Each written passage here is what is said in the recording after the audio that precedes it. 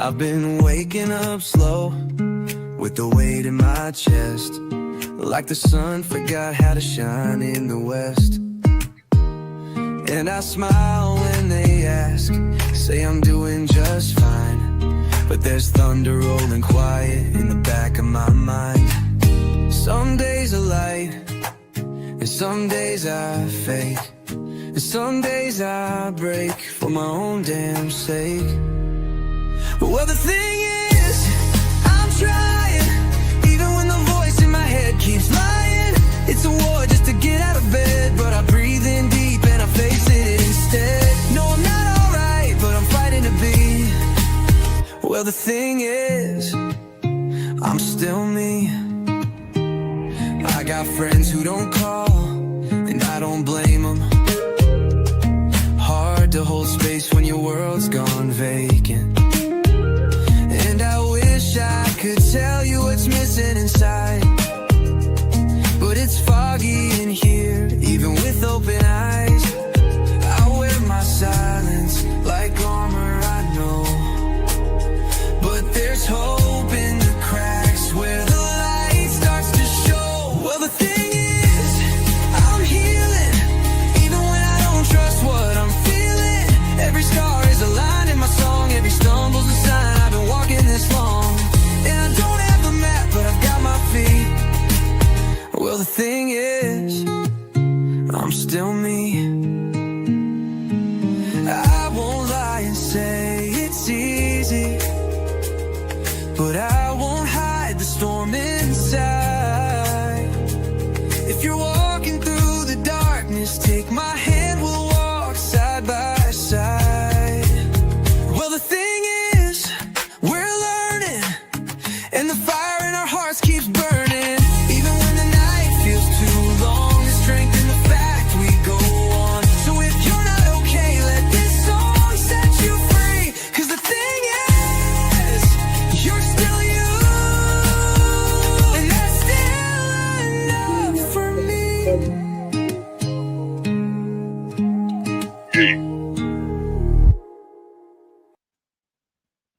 You're still you, and that's still good enough for me. Welcome in, everybody. Charlie will be here shortly. She had an appointment with her child to the dentist. So I am going to get this party started. So my live is about alcohol use disorder.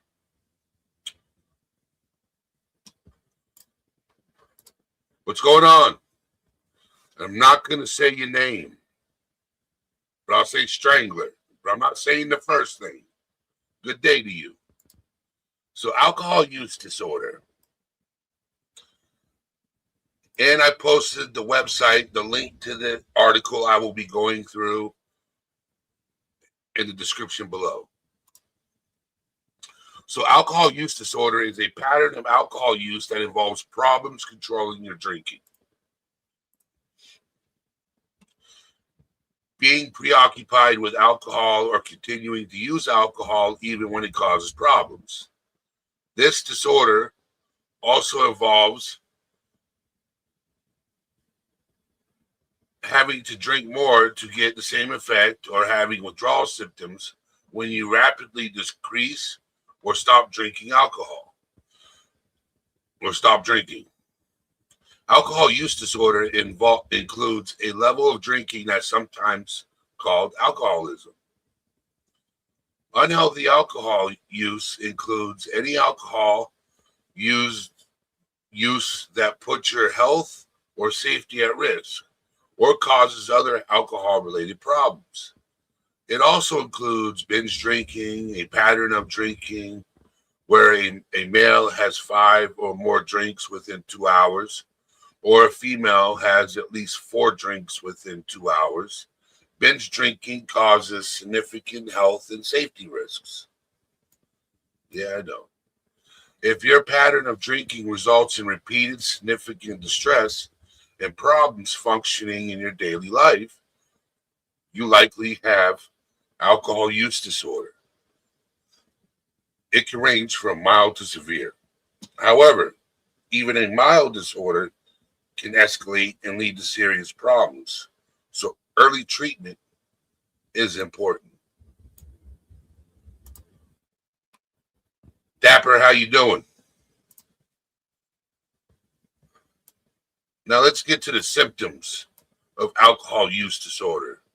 So alcohol use disorder can be mild, moderate, or severe based on a number of symptoms you experience. Signs and symptoms may include being able to limit the amount of alcohol you drink, wanting to cut down on how much you drink and making unsuccessful attempts to do so, spending a lot of time drinking, getting alcohol or recovering from alcohol use, feeling a strong craving or urge to drink alcohol, failing to feel major obligations at work, school, or home due to repeated alcohol use, continuing to drink alcohol even though it's causing physical, social, work, or relationship problems, giving up or reducing social and work activities and hobbies to use alcohol, using alcohol in situations where it's not safe, such as when driving or swimming, developing a tolerance to alcohol so you need more to feel its effect and you have a reduced effect from the same amount, experiencing withdrawal symptoms such as nausea, sweating, and shaking when you don't drink or drinking to avoid these symptoms. Alcohol use disorder can include periods of being drunk and symptoms of withdrawal.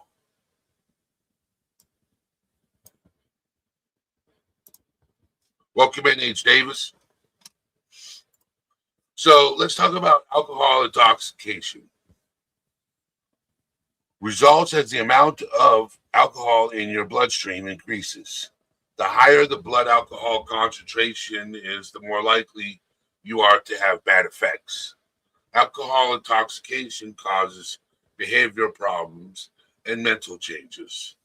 This may include inappropriate behavior, unstable moods, poor judgment, slurred speech, problems with attention, memory, and poor coordination. You could also have periods called blackouts, where you don't remember events. Very high blood alcohol levels can lead to coma, permanent brain damage, or even death. Indy Mom, how you doing? Welcome in. James Ottawa, how you doing? I will be opening up this panel afterwards. Alcohol withdrawal can occur when alcohol use has been heavy and prolonged and it's stopped or greatly reduced. It can occur within several hours to 4 to 5 days later. Signs and symptoms include sweating, rapid heartbeat, and tremors, problem sleeping, nausea and vomiting, hallucinations, restlessness, agitation, anxiety, and occasionally seizures. Symptoms can be severe enough to impair your ability to function at work or in social situations. What is considered one drink?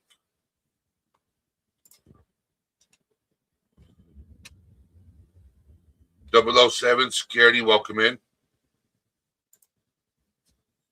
The National Institute of Alcohol Abuse and Alcoholism defines one standard drink as one of these: 12 ounces of regular beer, 5% alcohol, 355 milliliters, 8 to 9 ounces of malt liquor, about 7% alcohol, 237 to 266 milliliters, 5 ounces of wine, 148 milliliters, 12% alcohol, 1.5 ounces of hard liquor or distilled spirits, about 40% alcohol, 44 milliliters.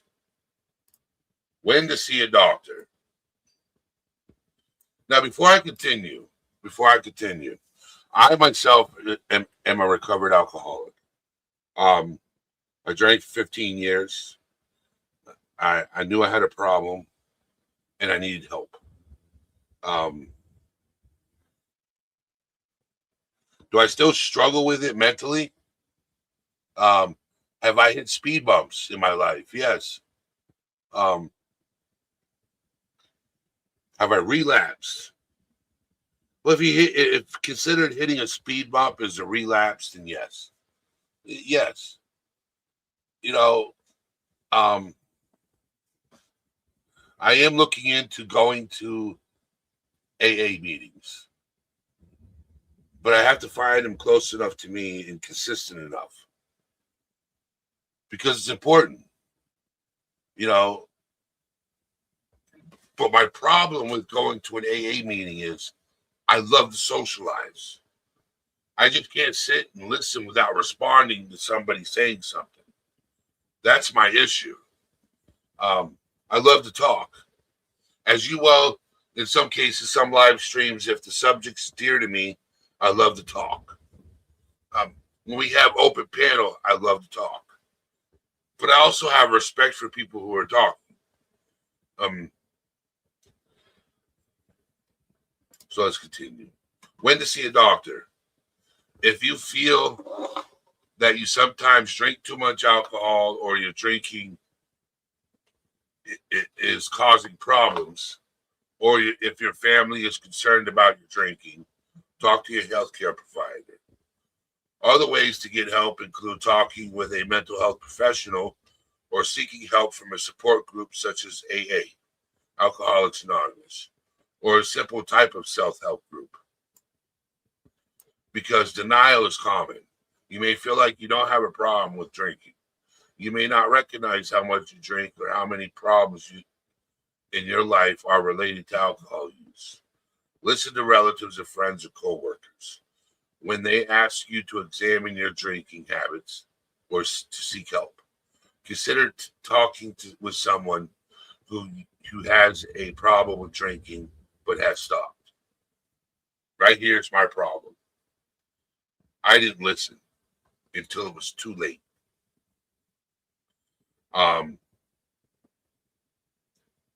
didn't listen until it's too late. A relationship that I was in,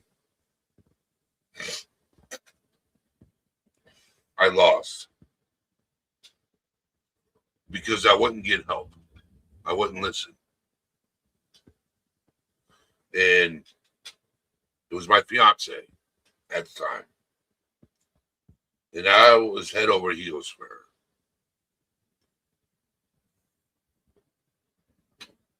And I lost her.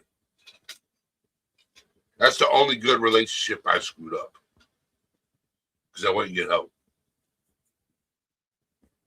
And do I miss her to this day? Part of me does. But I know it'll never work out. So it is what it is. It's part of life. You win some, you lose some. If your loved one needs help,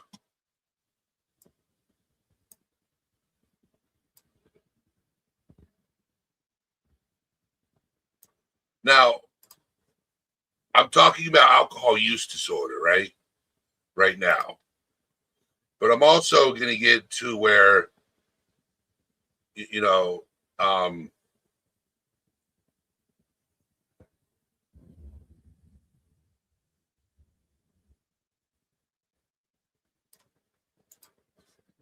Vibrant, how you doing? But I'm also going to talk about trauma in alcohol and substance use. Okay. I was going to do it this live, but what I want to do is break down what alcohol does to your relationships,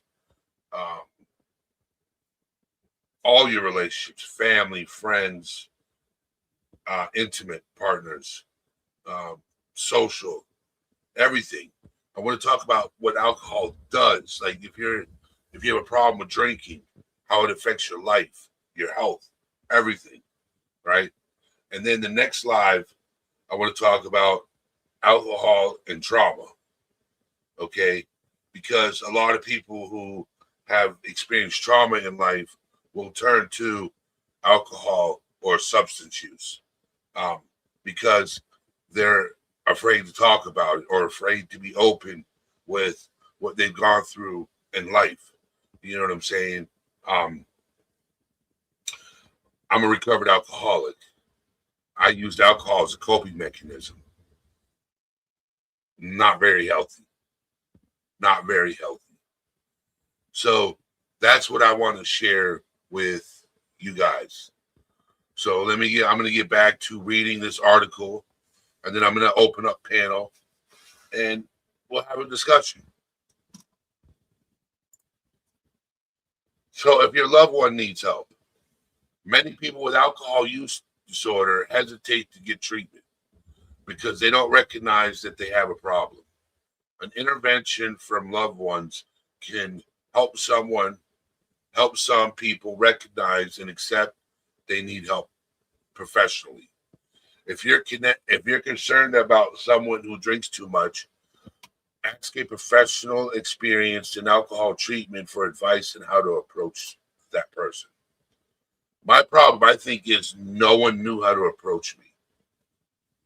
I don't think anybody knew how to approach me.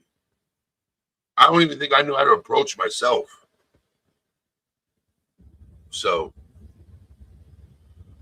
and it's hard. Like when you go to a loved one and say you have a problem, like when people used to tell me I have a problem. No, I don't, man. I got this under control. No, I didn't. But I didn't want to admit that I had a problem. I didn't want to look. There's a lot.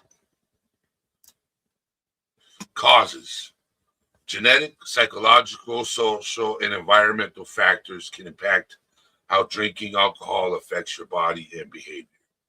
Theories suggest that for certain people, drinking has a different and stronger impact that can lead to alcohol use disorder. Over time,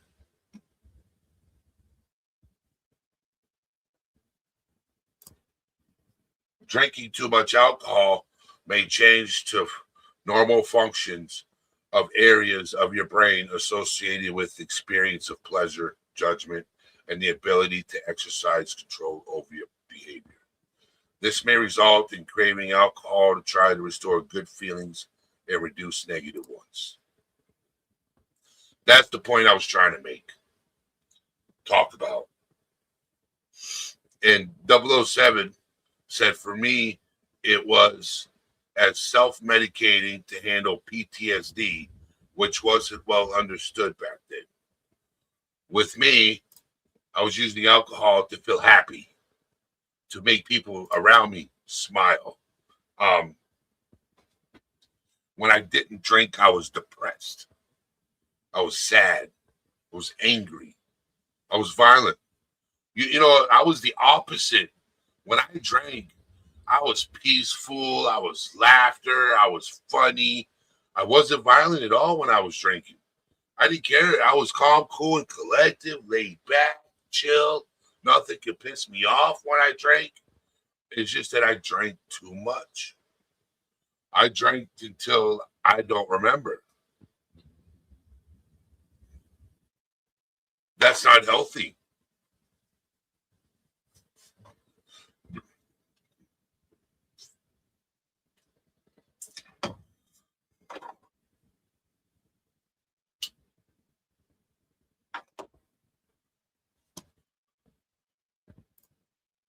Risk factors. Alcohol use may begin in teens, but alcohol use disorder occurs more frequently in the 20s and 30s, though it can start at any age. You know, if you want me to get technical, right, my first alcoholic drink was when I was 7, and I enjoyed it. I enjoyed the taste, the feeling, the euphoria it gave me. I enjoyed it. So by the age of 15, I drank like a fish every weekend. It was a party, sometimes during the week.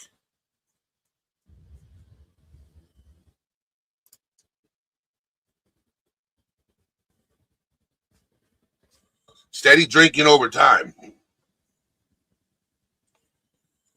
Drinking too much on a regular basis for an extended period or binge drinking on a regular basis can lead to alcohol-related problems or alcohol use disorder. Starting at an early age. People who begin drinking, especially binge drinking at an early age, are higher at risk of alcohol use disorder. Family history. Now, this is where I'm getting to where I'll talk about it. Okay? This is where I'm getting to it. So, and Two with Fries 705, how you doing? Family history. Risk of alcohol use disorder is higher for people who have a parent or other close relative who has problems with alcohol. This may be influenced by genetic factors. My grandfather, my father, my uncles, they were all alcoholics. They don't drink anymore.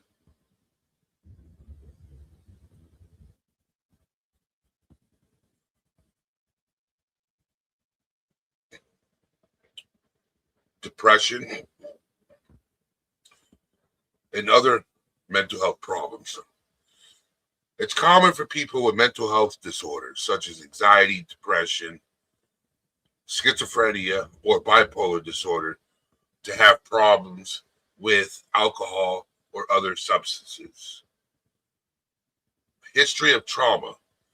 People with history of emotional trauma or other trauma are at risk or at an increased risk of alcohol use disorder. Having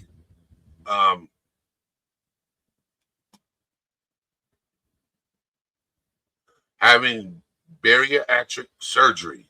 Some research studies indicate that having bariatric surgery may increase the risk of developing alcohol use disorder or of relapsing after recovery from alcohol use disorder.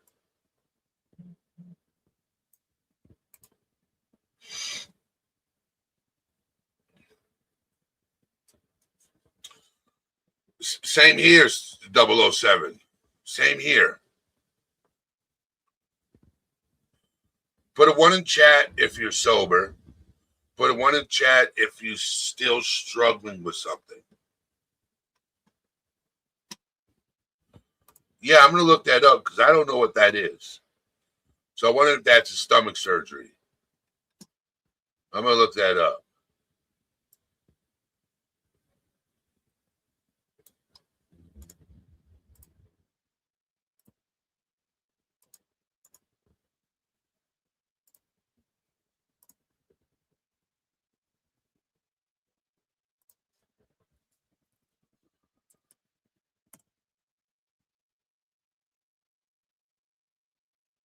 Yes, stomach surgery.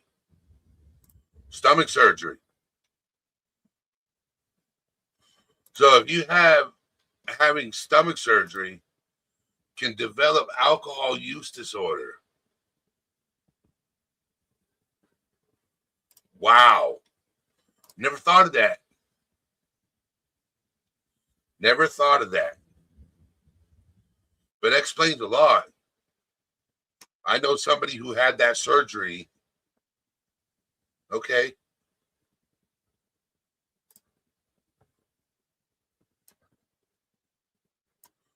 Now, social and cultural factors. Having friends or a close partner who drinks regularly could increase your risk of alcohol use disorder. The glamorous way that drinking is sometimes portrayed in the media also may send the message that it's okay to drink too much. For young people, the influence of partners, peers, and other role models can impact your risk. Complications.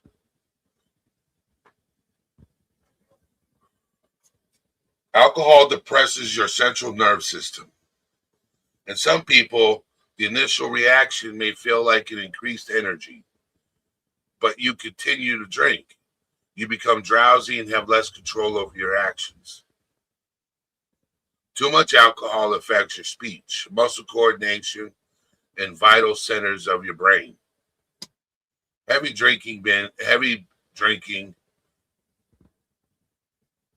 So binge drinking may even cause life-threatening coma or death. This is particularly concerned when you're taking certain medication that also depresses the brain function. Man, that's wild.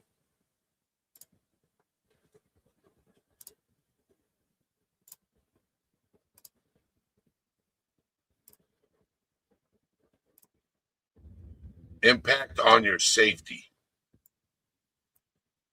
Excessive drinking can reduce your judgment skills, lower inhibitions, leading to poor choices in dangerous situations or behaviors, including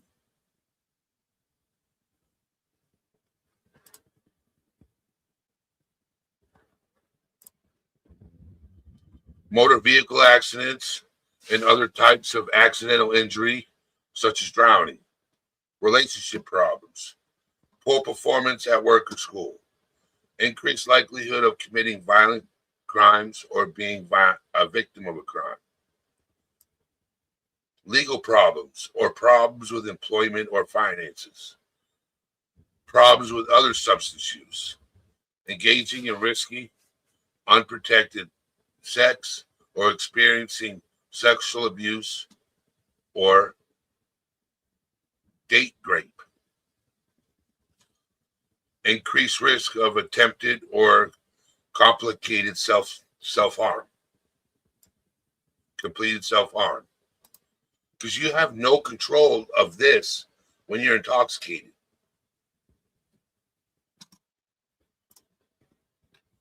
Impact on your health.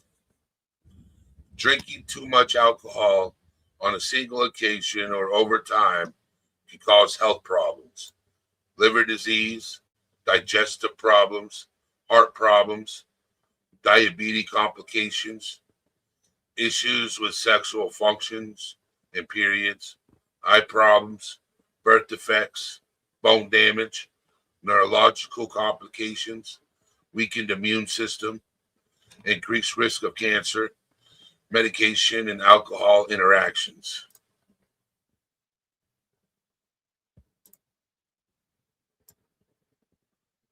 Prevention.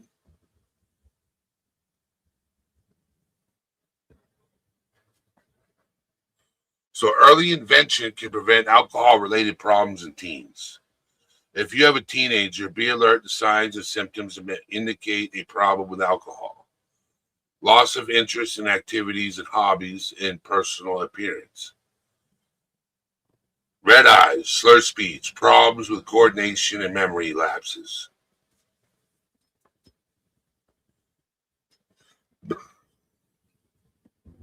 Difficulties or changes in relationships with friends, such as joining a new crowd. Declining grades and problems in school.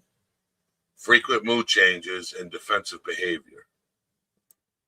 You can help prevent teenage alcohol use. Set a good example with your own alcohol use. Talk openly with your child. Spend quality time together and become actively involved in your child's life. Let your child know what behavior you expect and what the consequences will be for not following the rules.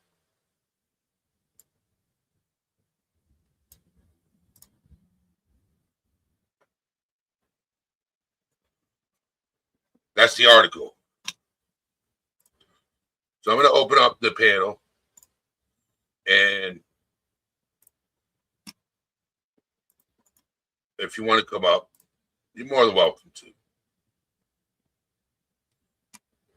And let's talk about it.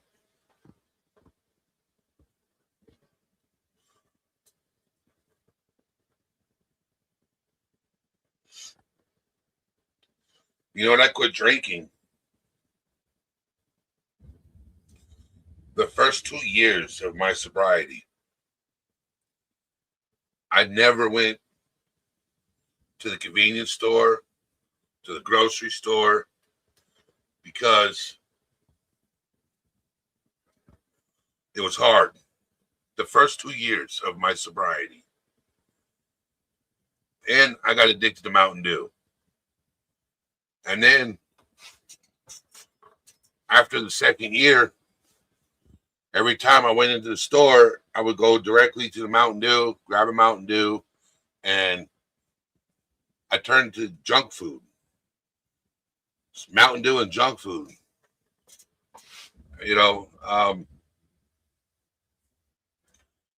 ate unhealthy. I did. I went from eating healthy and being an alcoholic to eating unhealthy and being healthy, if that makes any sense. I was healthy mentally, but unhealthy physically.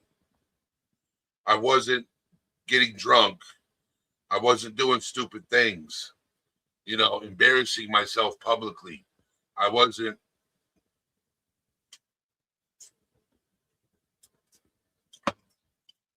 So the only,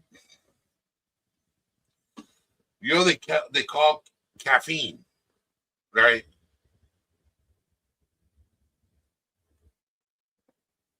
Caffeine. Do you know?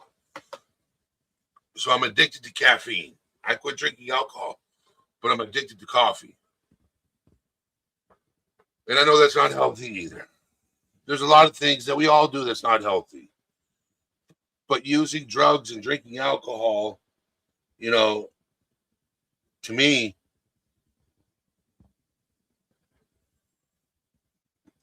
it's still, so it's a good question, James, right? What's your thoughts on non-alcoholic beer, right? It still gives the impression that you're drinking alcohol, even though it's non-alcoholic. You know, I don't have a problem with people who drink. That's their lifestyle. You know, I'm not here to change people's lifestyle. I'm here, you know, to give guidance. You know what I'm saying? You know, I hope people around me that drink, you know, socially and know how to control themselves.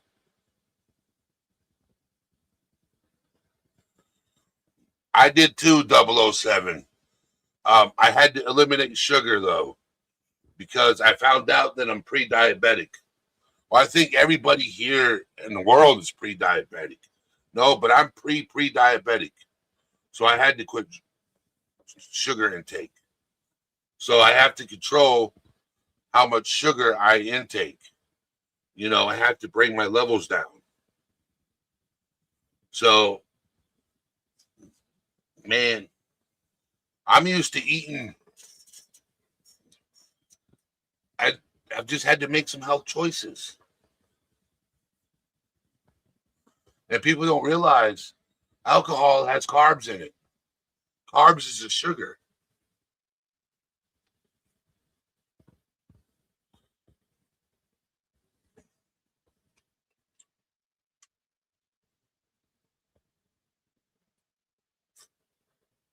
So it wasn't easy. Okay.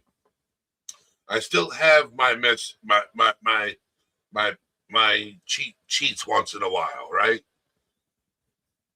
But if I'm not out and about, I don't think about having a sandwich or a sub or fried chicken, man. Because I love me some fried chicken, man.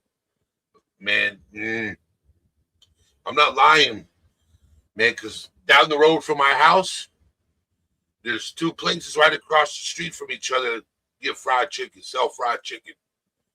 Okay, you go further down the road to my house, from my house, there's another place that has fried chicken.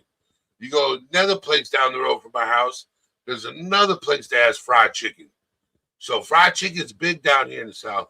Aya, how you doing? Aya in the couch, how you doing? So it's just, When you want to make a life change, you got to you got to get it up here. It's strength. It's like you quit drinking, right? And it was hard. Quitting something is not easy. Quitting something is not. It's not. It takes willpower. It takes.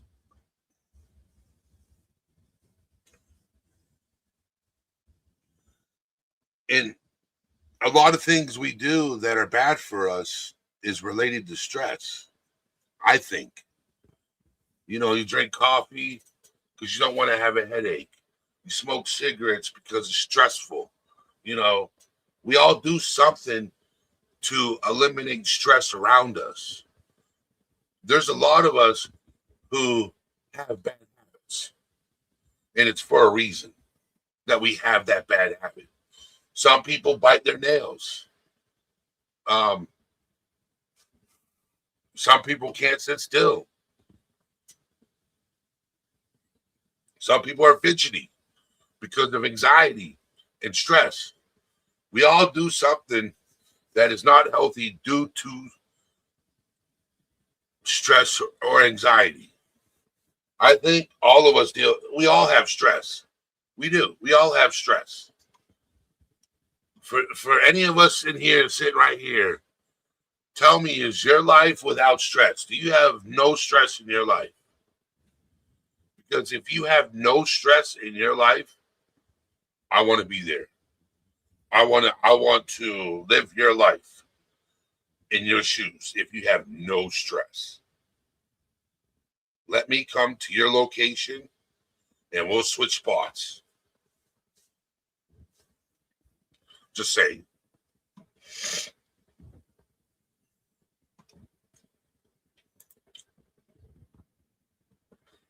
Because some of us have a bad habit. Not saying all, but we all do something to distract us from stress. Because stress is not healthy for your heart.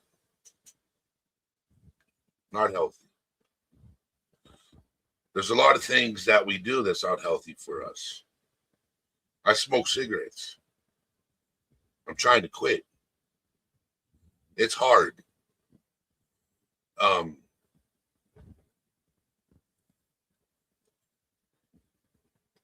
used to the cravings. So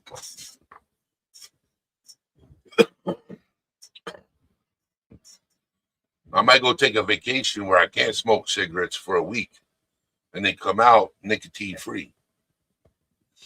So who knows? But the panel is open. Let me do this so I can pin it. Let me pin it.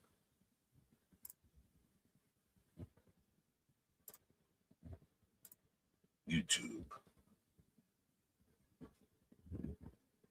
Well, the thing is,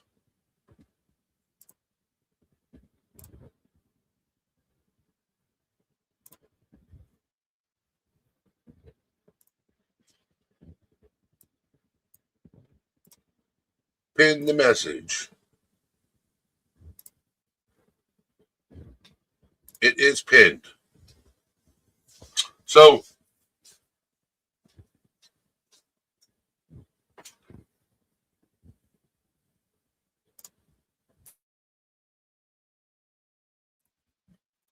but yesterday's live went amazing. One day, I think tomorrow's live, when I do the alcohol and substance use and trauma,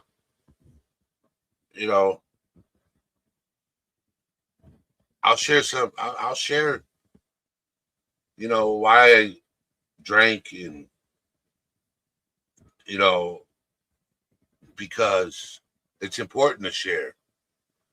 I'll share why I quit drinking. and I will share the struggles that I have being sober. Um, because when you have mental health issues, bipolar, um, being sober is tough. It's a battle because the mood changes. Yeah, I take depression medication, but sometimes it don't work. Sometimes it's a battle in your own mind to not react a certain way, um, to act a certain way. Um,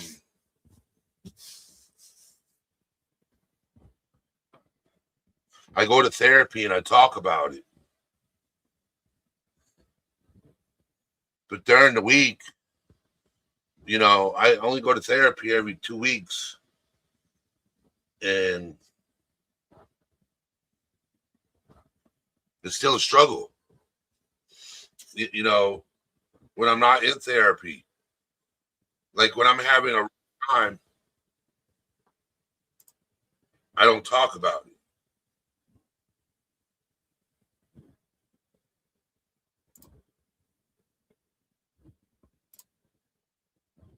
until therapy. When you're struggling, there are going to be times in your life where you feel weak and vulnerable. Reach out to somebody and talk to them. Don't be afraid. Don't be afraid to call a friend and say, "Hey, do you have a moment to talk?" Or call 988 and talk to somebody. You know, instead of going out and doing something you regret doing, there's somebody there in your circle, you can call and just talk to them.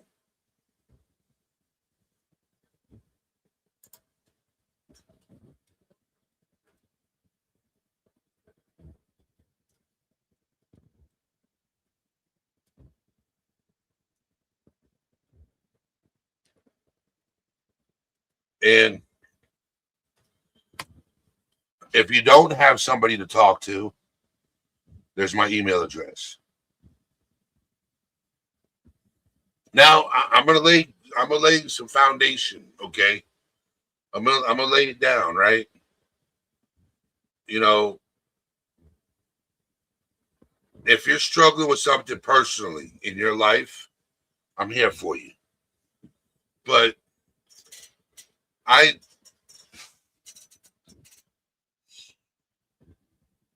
I'm not a middle person when it comes to people's beefs with each other. You know, I put a stop to that because it's not my job if you have an issue with somebody to fix it for you. You have to fix it yourself. It's not my job to say, to go to if George is having a problem with Tom and you both are in my community, it's not my problem to go to Tom and say George wants to talk. No, you got to reach out to George has to reach out to Tom. And if Tom doesn't want to talk to George, then that's his choice. And you can't hold that against me. Okay? Because something happened between you two, and that's you guys' problem. It's not mine. It's not the channel's problem. That's between you two.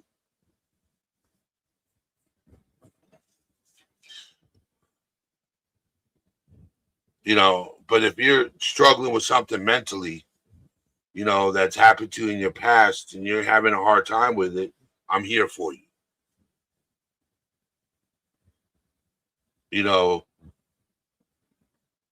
That's why I do this channel. If I made sense, let me know. If what I just said made sense, let me know. Because it made sense in my brain. I don't know if it made sense to you guys, but it made sense in my brain.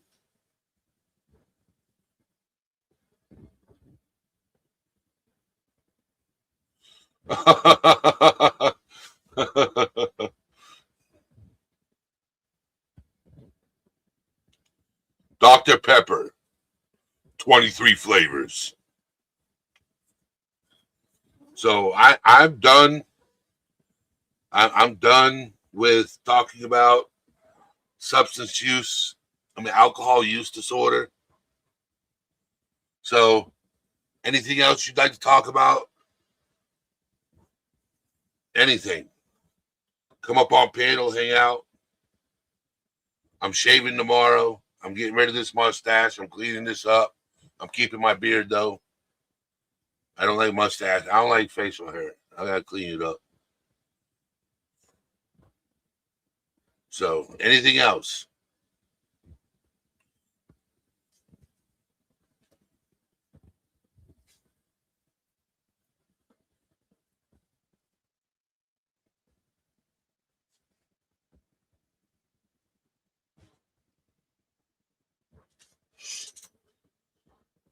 Anything you want to talk about? Don't be afraid to come up on panel 007. You're welcome.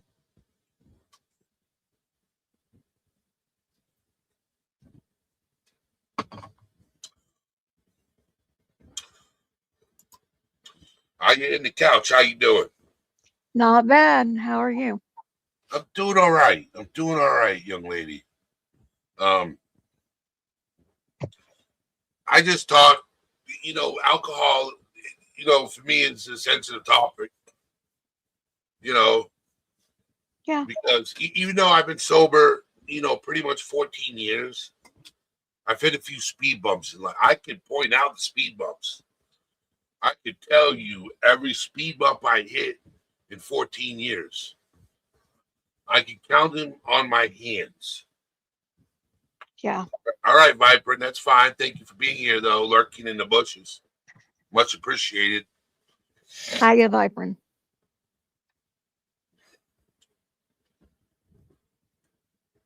Well, 007 security, you got my email address. It's right there. If you ever want to talk, hit it up. Type in a few words and say, hey, how you doing? And if you need somebody to talk to, I'm not Charlie. I don't bite. Charlie's just biting.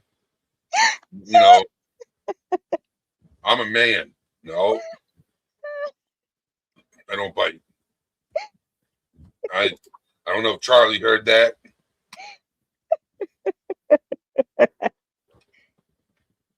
Her and I are going to go to Biters Anonymous together.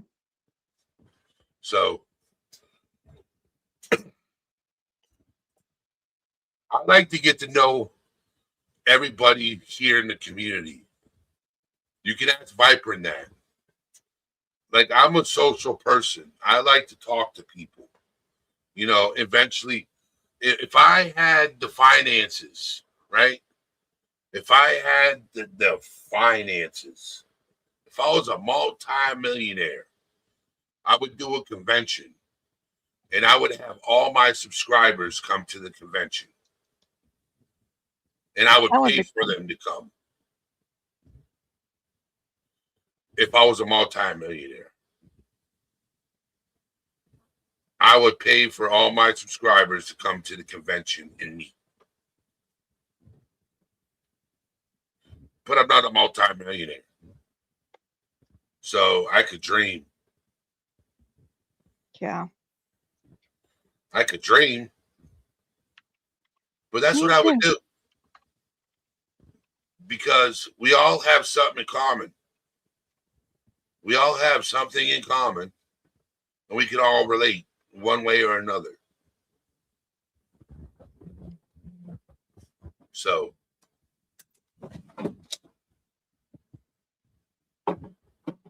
what, man? I got to delete this app. Keep getting notifications. I hate apps like that. Yep. So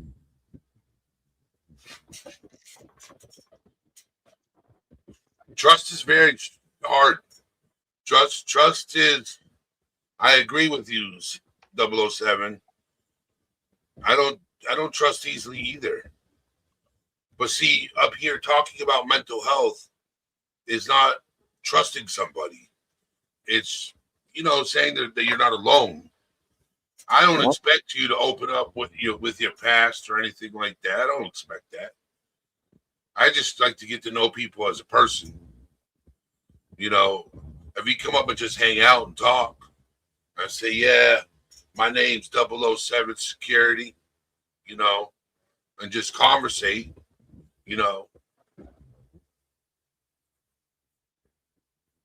Ain't nobody can dox me.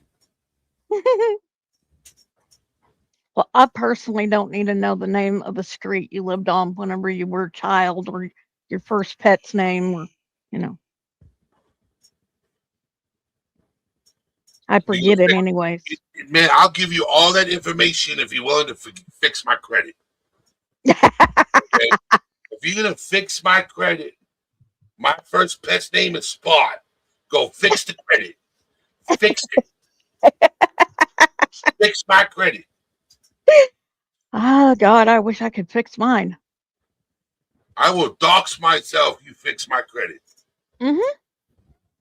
Because I surely as hell can't. The instant someone tried to steal my identity and they tried to go do shit with it, they wouldn't want it. Me neither. Yeah. Me neither. You're like, oh, that's worthless. Hey, Chalk, are you in here listening?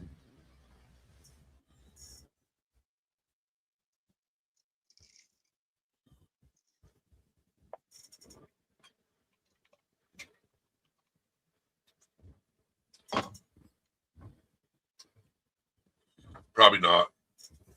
I am. Well, Charlie's earlier, man, it was hot. Okay. Man, that live stream was intense. Is that a good thing or a bad thing? And you weren't there, Aya? Mm-mm. Oh, damn. Oh, boy. Charlie's stream this afternoon was off the chain. She went after Wired. Oh, shit. Yeah, that's an oh shit. Yep. Oh, yeah. Yep. I imagine that was. She stuck up for you? Yep. I love her. And she stuck up for a lot of people because that dude was spreading rumors and lying. Yeah. Now, was he over there talking about me or? No. Okay. Because, shit went down between him and I. I saw the messages. Yeah. You weren't even being nice to him. You were trying to be nice to him. Yeah. Exactly. He is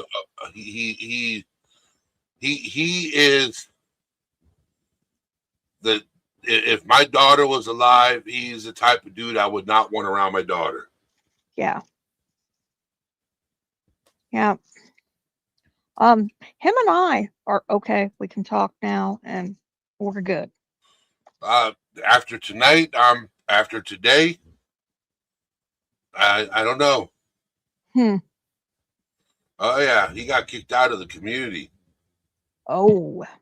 Yeah. He's not allowed near a lot of channels. Yeah. There are a lot of them that won't.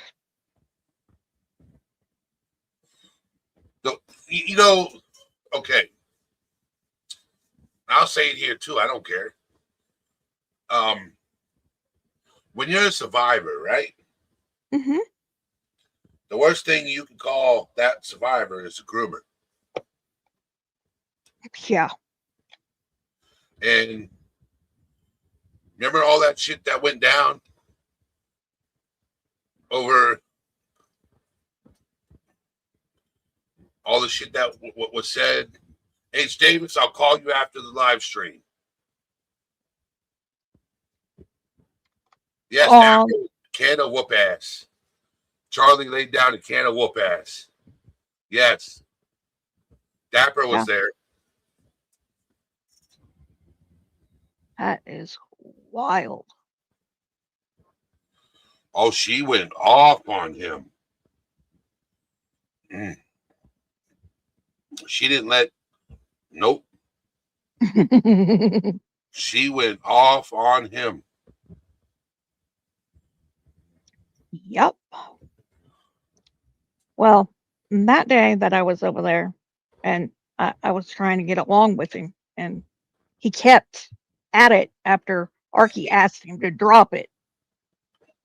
And the way he responded to her and to Charlie that day, and Oh, even to Marissa. You didn't see the text messages. No, I didn't. But Oh, Archie read some of them that day. yeah. And Charlie read the rest. Oh, wow. On our panel, on our live. They were disgusting. They were horrible. It's not how you talk to a woman or women in period. Women, period. Yeah. And all because I said 2 words to him that I wanted to talk. And then everything went fucking sideways, beyond sideways with that one. And so I'm just sitting there while he's blowing up all of their phones and having a fit. And I'm like, that dude has some issues. That man's older than me. He has a problem with women specifically.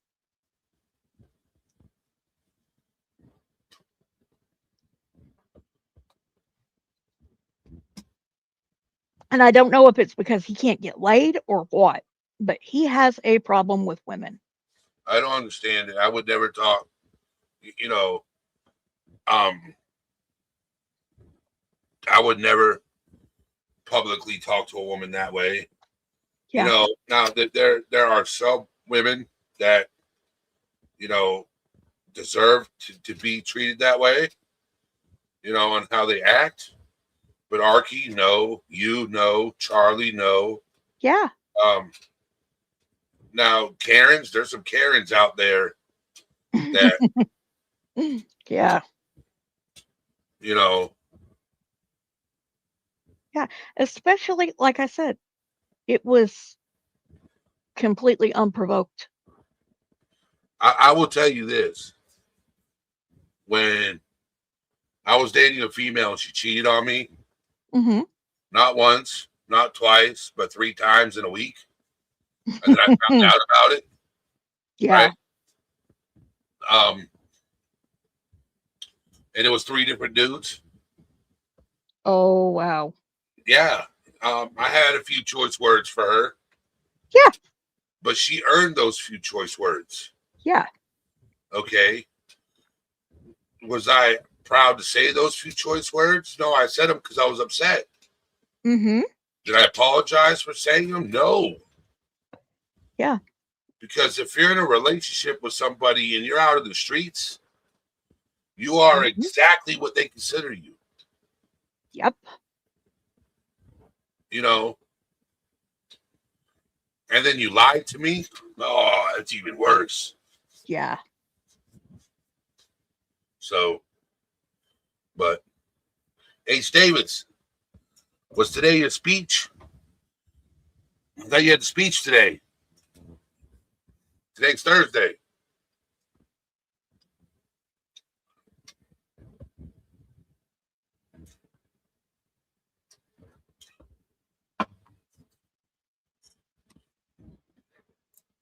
I'm just trying to stay up a little bit longer So that way I don't completely screw things up whenever I do go to sleep.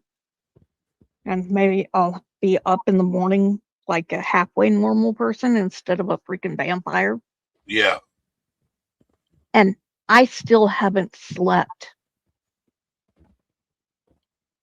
No. And I'm past the 72-hour mark now. Why? I don't know. Shit. How you doing? I have no idea. Don't ask me. I don't know. It may have been due to all the stress of figuring out the insurance mess and how things were going to go with it. I don't know. Stress, probably. Yeah. Are you on your phone?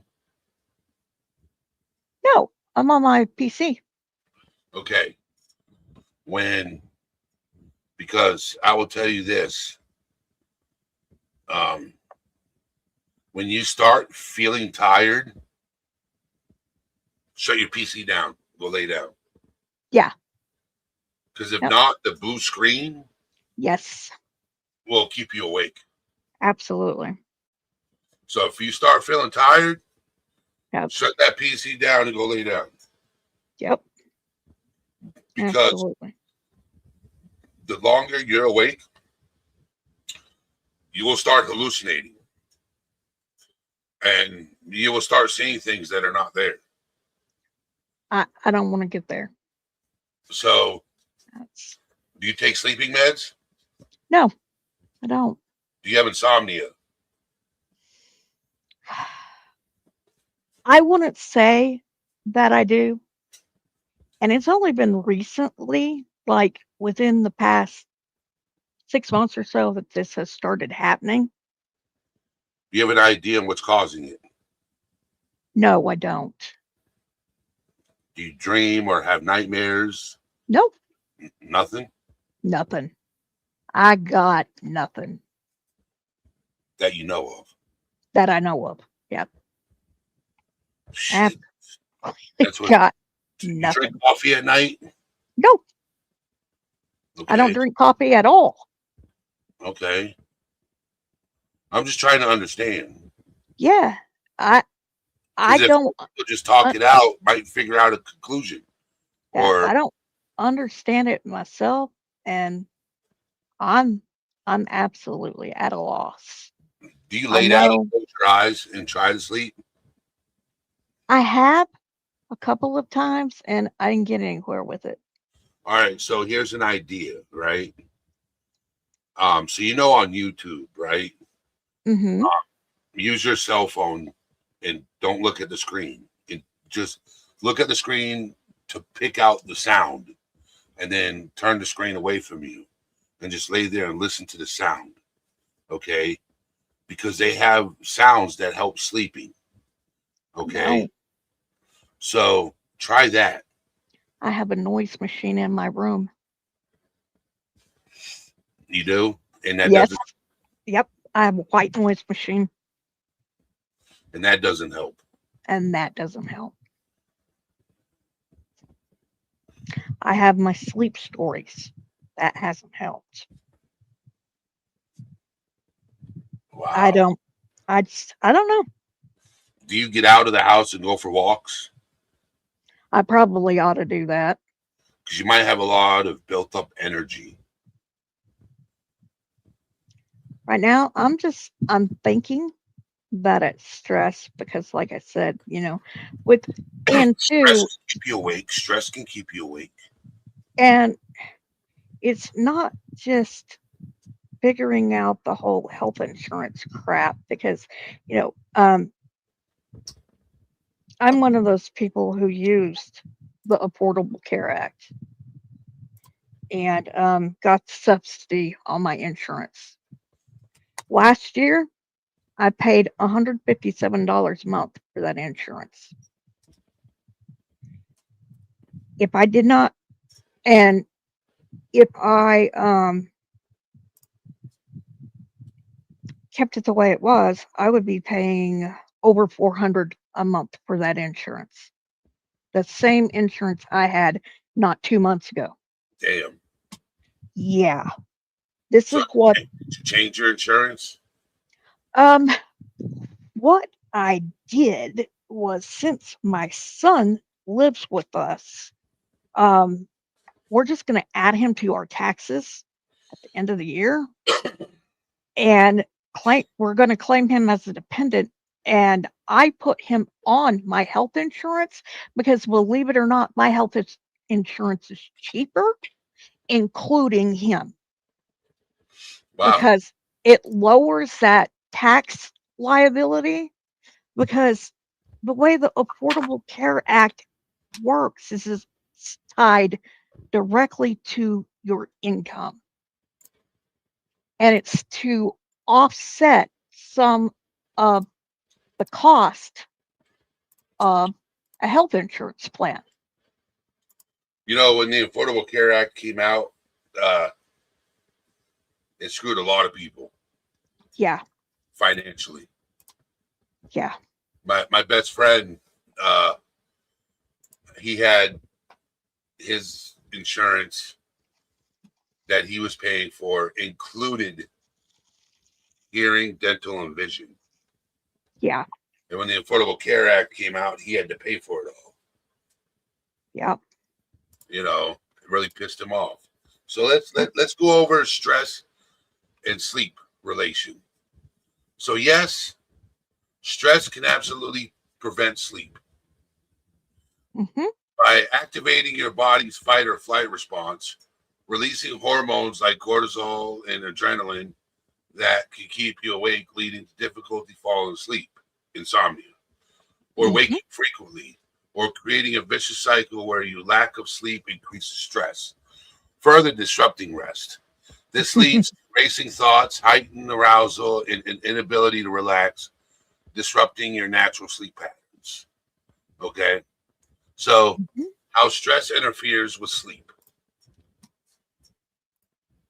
Hormonal release. Stress triggers the release of hormones like cortisol and adrenaline, which are designed to keep you alert and make it hard to transition to sleep. Racing thoughts. So, this is probably where yours is. Okay. Hmm. Stressful thoughts about work, finances, or relationships keep your mind active and prevent relaxation, a key component of falling asleep. Hmm. Physical arousal. Stress increases your heart rate and alertness, make it difficult for your body to calm down enough to fall into a restful state. Hmm. Disrupted sleep cycle.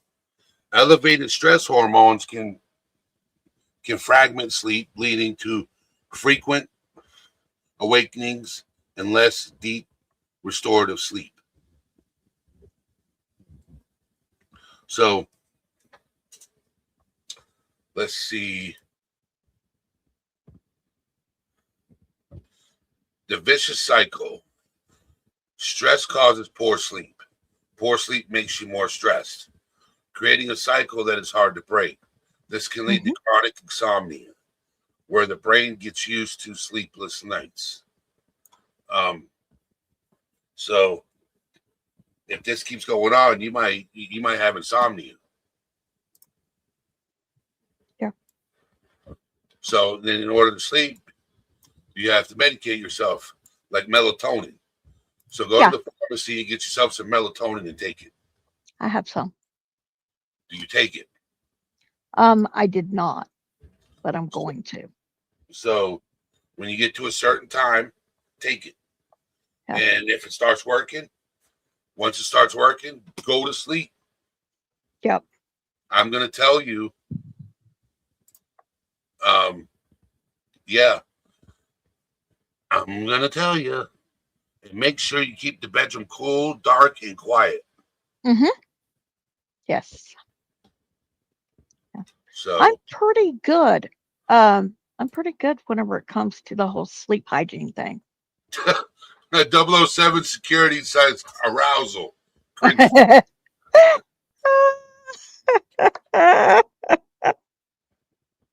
Yeah, I guess I could fall asleep after that. Oh my god.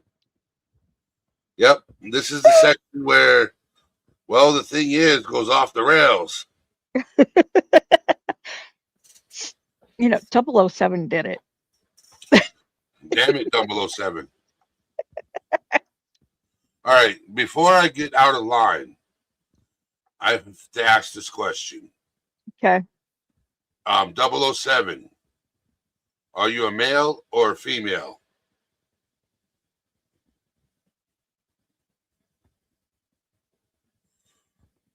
Just need to know. Yeah. I don't care what you are. I'm just asking. You're just curious.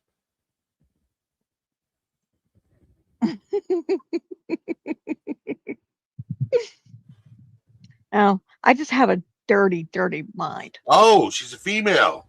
Okay, cool. Okay. All right. I would never guess with a name like that, 007 Security. So, what did you do in your past life? Because 007 is MI6. James Bond. James Bond. Mhm. I'm Bond. James Bond. Sean Connery. That man only got better looking as he aged, though. Yeah, so does Alicia Keys I haven't seen her in a while. and Halle Berry. Hallie's always been beautiful. Alicia Keys, man, she's the same age as me, 44, Okay. and she don't look it. Yeah. She carries it well. I'll be that next month. Yeah, I'll be 44 in April. I'm at Yeah. 45. I'll be 45 in April. Okay. So I'll be 45 on tax day. That sucks that your birthday's tax day. And I don't get nothing for it. Makes it easy to remember, No, though. I've never got nothing for my birthday on tax day. I think, in my humble opinion, if your birthday, yes, I'm an Aries. If your birthday lands on tax day, the government should send you a birthday check. Just saying. Just saying. Yeah. If your birthday is April 15th, you should get a check from the government.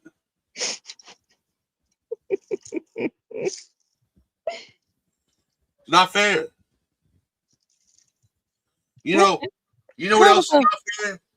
You know what else? What's not fair? I am related to the man on the $100 bill, and I will get nothing for it.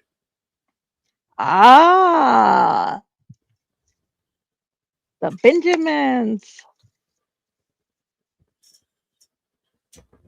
That's cool. I don't get no recognized. Yeah. I can't wait to do 23andMe. Let's see. I didn't go through 23andMe. I went through Ancestry. Well, you can take you can take your DNA from 23andMe and switch it over to Ancestry. Okay. Let's see. I just went ahead and had mine done through Ancestry because here's an interesting thing about being Mormon is that like the premium plan of Ancestry, I get for free because I'm a member of the church. So what is Ancestry, Mormon organization? I think that it's owned by Mormons. I do not think that it's tied up with the church, but I don't know. I can't answer that question. But Oh no. Ancestry.com is owned by a private investment group led by the Blackstone Group. okay, Okay. private company. Hmm. Who's the Blackstone Group? I have no idea. Let's look into them. So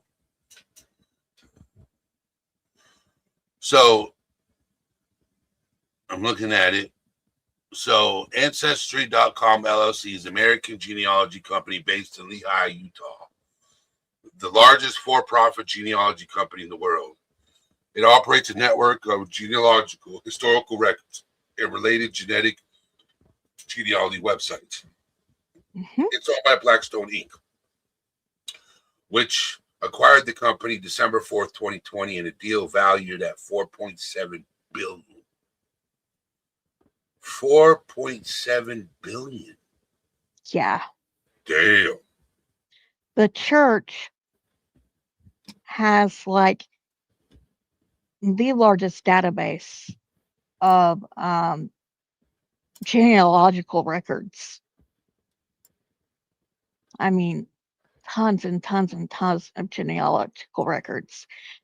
And one of the things that I did was like indexing, Yeah. because whenever they do the new census records, reading those census records and putting everything into the computer, the names and dates and all of that stuff to make it searchable is indexing.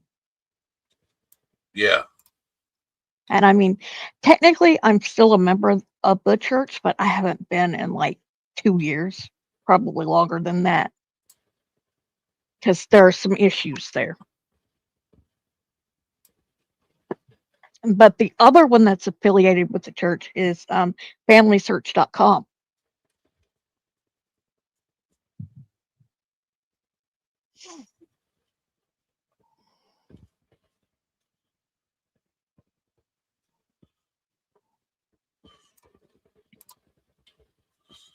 Chris. Hello, Chris. Chris, how you Oh, doing? good, hon. Click the link and come up on panel. You're more than welcome.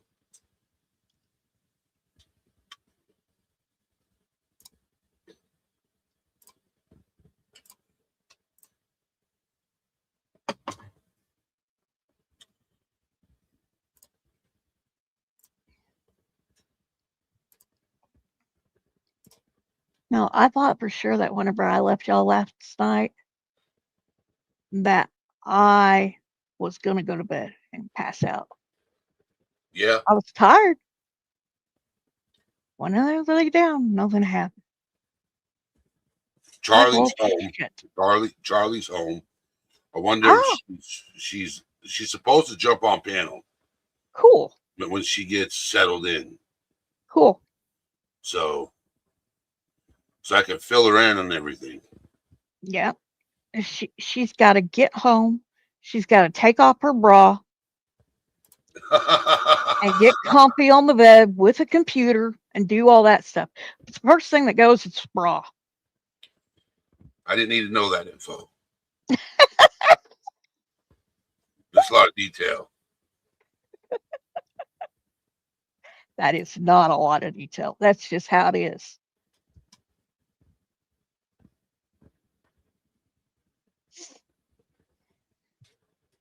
Because those damn things dig into the side of you. Yeah. They're not comfortable. I wouldn't know. It's not comfortable. We'll word it that way. I wouldn't All know. the bullshit women have to put up with.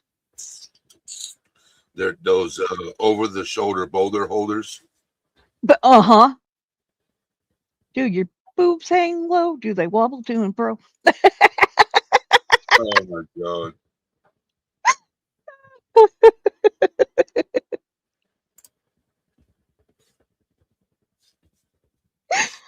Oh gosh. And that, did you see, there's this old skit by oh my gosh, Carol Burnett. And she's got these oranges. Ah, okay. Chris. That's But fine, Chris. she's got Hey, these, since you're in chat,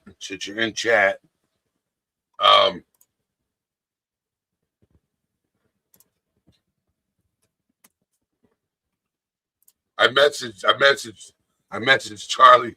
I'm like, where are you, LOL? She's like, just got home. But she's coming. She's coming. So Chris, quick Vic, well, I have a question to ask you. So when you're done with your errands, yeah, I'll ask you then. It's a lot easier. It's a lot easier. So, but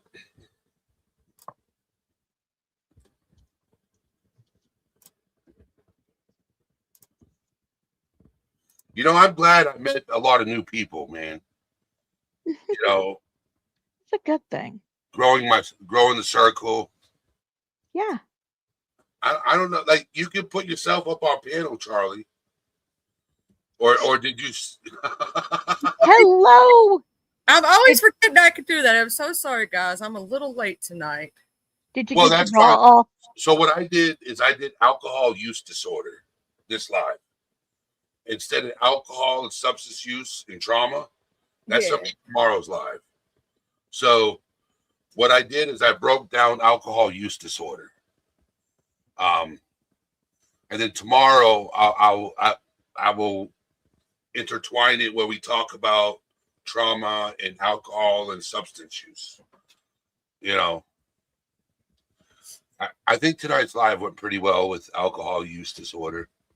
I know you did a good one. I know you're amazing at it. So I filled in Aya about your live earlier. Oh yeah, that was some stuff, Chad. I went a little off the poach. I jumped off the poach on the person who said that you attacked him in chat when you didn't, and I proved it. I did show your chat from that live stream to prove that you did not attack that person. Mm-hmm. Because I did not. You did not. You were trying to squash things. That's the I asked him if we could talk. Yeah, you went off the rails. Yep, exactly what I saw. Man, she didn't just jump off the porch. She ran the motherfucker over. Yeah, I jumped over the rail and kind of took off running. Sorry for the language. But she people don't know I got that crazy side. I try to tell them, I'm a little bit psycho. Don't play with my crazy. But it's like, even when I'm being disrespectful in a manner, I'm almost doing it in such a way I'm like spanking you like a mama would. If you ever notice that shit about me, I don't know. I just got that, like, you better be good. Mm-hmm. So I sat and watched. And watched.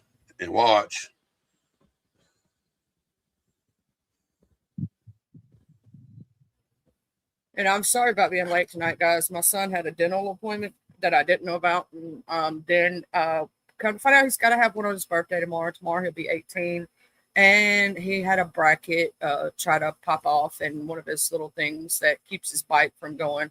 So, yeah, I got that at 1 o'clock tomorrow on his birthday, which kind of sucks. I didn't want him to have to go to no dentist on his birthday or orthodontist. But, what can you do? But so with the alcohol use disorder and everything, I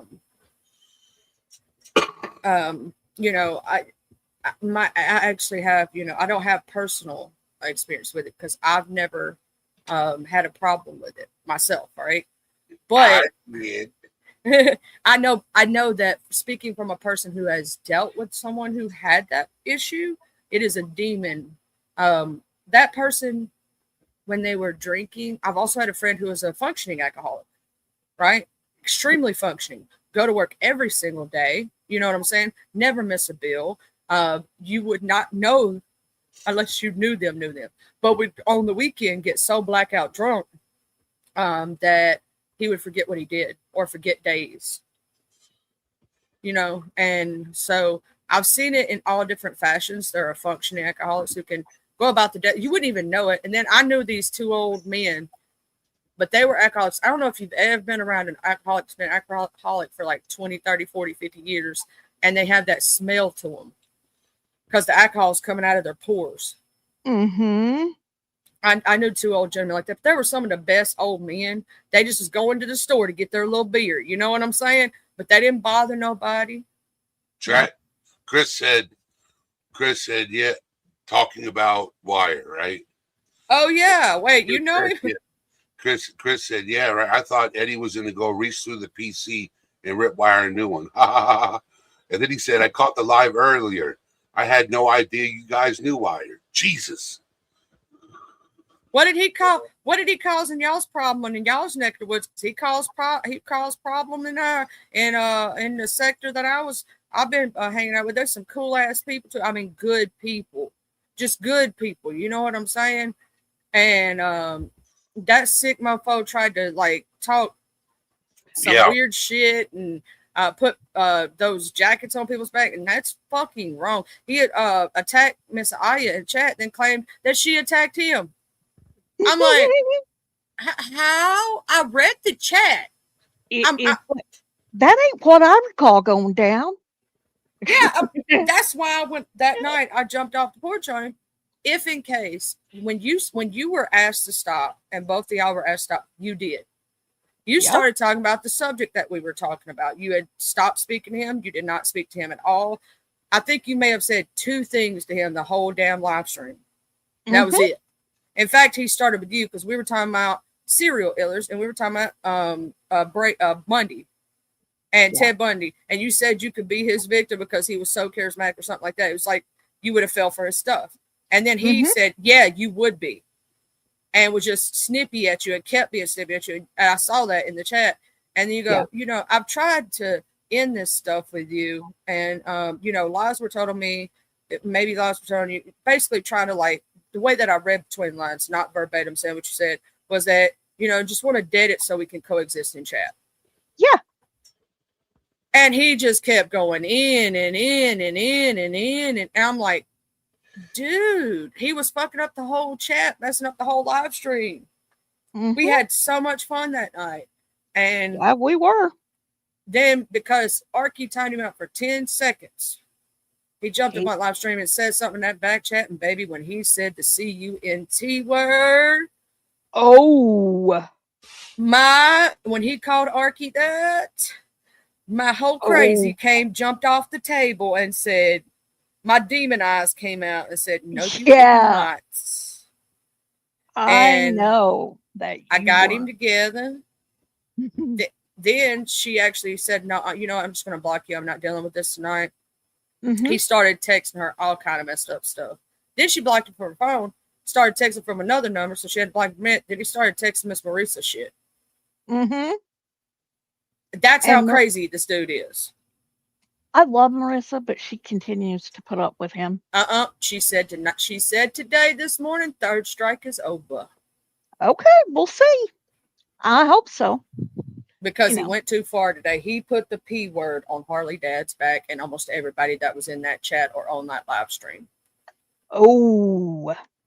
And what he said to me and went off and called me all kind of stuff. I let him come up on the link. I let him do what he was going to do because it's like, here's the rope. Go ahead. Do what you're going to do. Chris said, are you kidding? I've heard Wire's name for a month on many different channels. Yeah, Wired Soft Like Gaming is his name. And that's who I'm talking about. If anybody wants to know, because I'm not afraid to say names, I'll cuss his ass out again. Guitars and Gaming. Yeah, and then he has a second channel that's Guitars and Gaming, but his original channel is Wired Soft Light Gaming. Wire Light.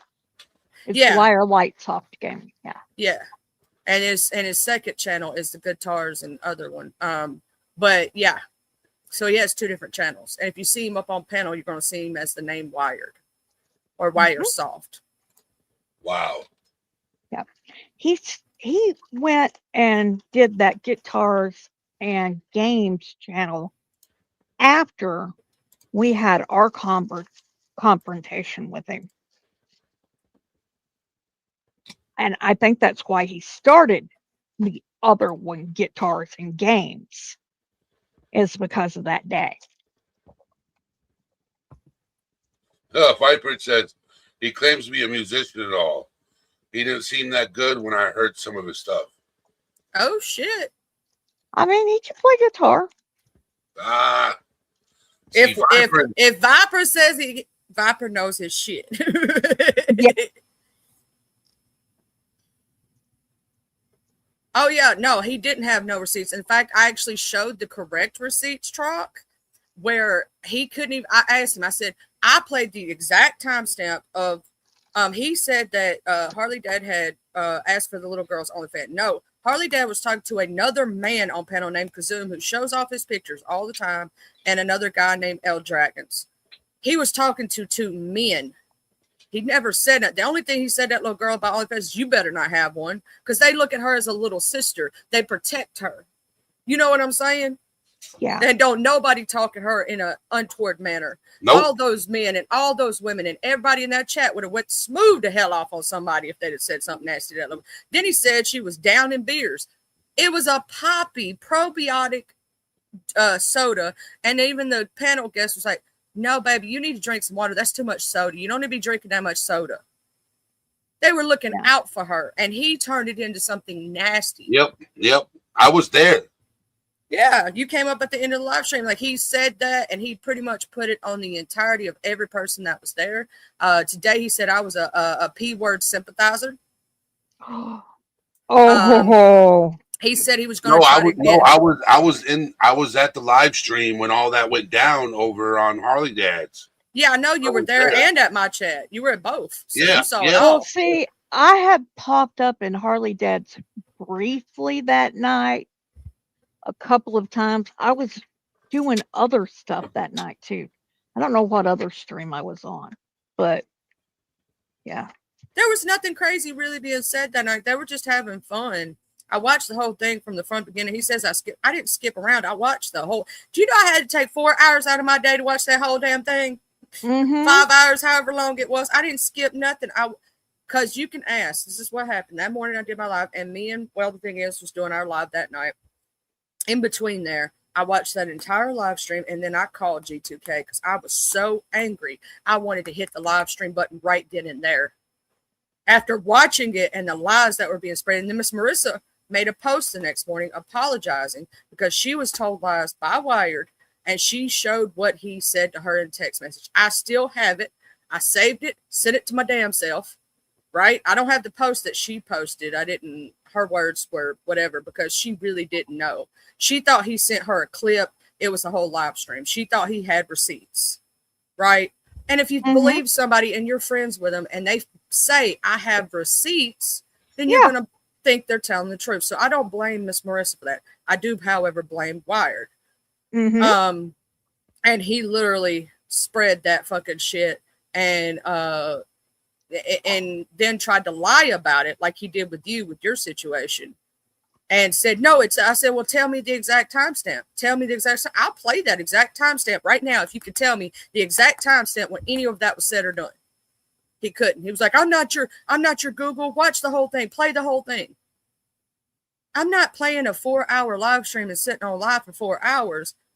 Are you fucking crazy? I played the part that needed to be played. That, you know what I'm saying? I played the part of her drinking her little poppy thing and showing it was a poppy can, which was the proof that we needed. I wasn't going through that whole damn 4-hour stream. Are you fucking crazy? Yeah. That would take me all damn day. There's a lot that I've kind of seen with him, and you know, there was a whole blow up between everyone and Wendy, and especially Remy and Harley Dad and Wendy. And Wire at that point basically stuck his head up Wendy's ass and took her side in all of it and everything else. It's kind of at that point that I decided that I don't need that drama in my life. I'm just going to get the hell out of there. So I haven't really been back over there to G2's case since all that shit went down. But I know that Wire was hanging out around Wendy And so I imagine that him thinking that there was something up with Abby had to do with that shit. Well, I I will don't know. say they worked all that out actually. That whole Good, situation with where just are you good. talking about a few months ago? Yeah, that was worked Yeah, out. yeah, good. They talked and they worked it out. That was worked out not too long after it happened. Okay. And so I'm they're glad all to hear good it. now. And I've seen what I seem to think, and this is just my personal opinion. A lot of the drama that's going down is him talking shit behind the scenes or spreading false rumors. That's what I think. Because you've done this not once now, but twice. Mm-hmm. You know what I'm saying? It becomes a pattern. And when I was talking about the first time in the Arky situation, when I said I Mm-hmm. refuse to be on panel with this man because I'm not going to be around a man who abuses women and uses verbal abuse towards women. I Yeah, refuse. yeah. I literally went over to Remy's house. You know, Remy's chill as fuck on his streams. He don't normally do any drama. Mm-hmm. And while I was up there, so I was being super respectful and ignoring and being cordial. I never said hey to him or nothing like that because I'm not going to speak to you if I don't like you. I'm just going Yeah. to ignore you like you're not there. And so that's what I did. And then when Smokey got up there, because I had talked about it that morning, he talked to him about it. He lied about the whole fucking situation right then and there. So that's the third time technically I've heard him lie. And he said, I need to, but because I don't understand, I don't know. I just took her word for it. No, I saw that night. So if I saw that night, it leads me to believe that the other time was the same fucking thing. Probably. So yes, I'm sorry. I'm more inclined to believe Arkansas than him, who is a known liar. Yeah. She's not lied to me as of yet. Yeah. Yep. And I'm that type of person. Like if you're doing things like that, here's the thing, that kind of jacket, you know, when we talk about mental health, so this stays kind of on the topic of this channel, right?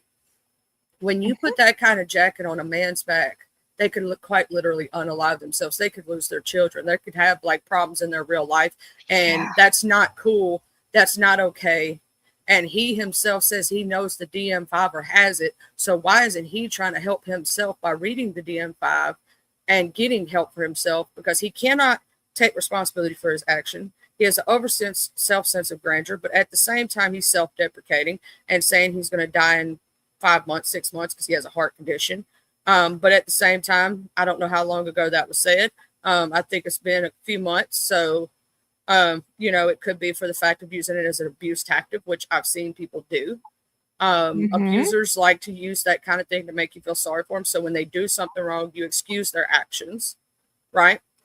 Don't know how true that is. He has had previous problems with other content creators and other women on this platform and other communities to where he said people made up lies about him and then nobody wanted to believe him. He disappeared for 2 years and nobody gave a fuck. Well, there's a reason why. A whole community doesn't turn on you for no reason. Yep.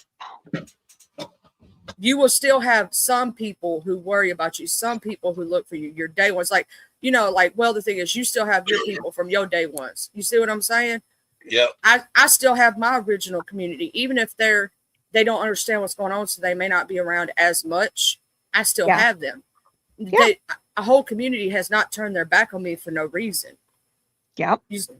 He has done other things, and some of the people in our chat were a part of his old community and were telling me things that this is a history with him. This is what he does. And I'm inclined to believe it because you showed it to me today. You showed it to me every time you've spoken to me. You don't speak to me like I'm a lady. You speak to me like I'm some you know, nasty thought on the street. And that's not how you talk to women. And that's not how you talk to ladies. A real man doesn't use that kind of language towards women unless that woman's really done some shit to them.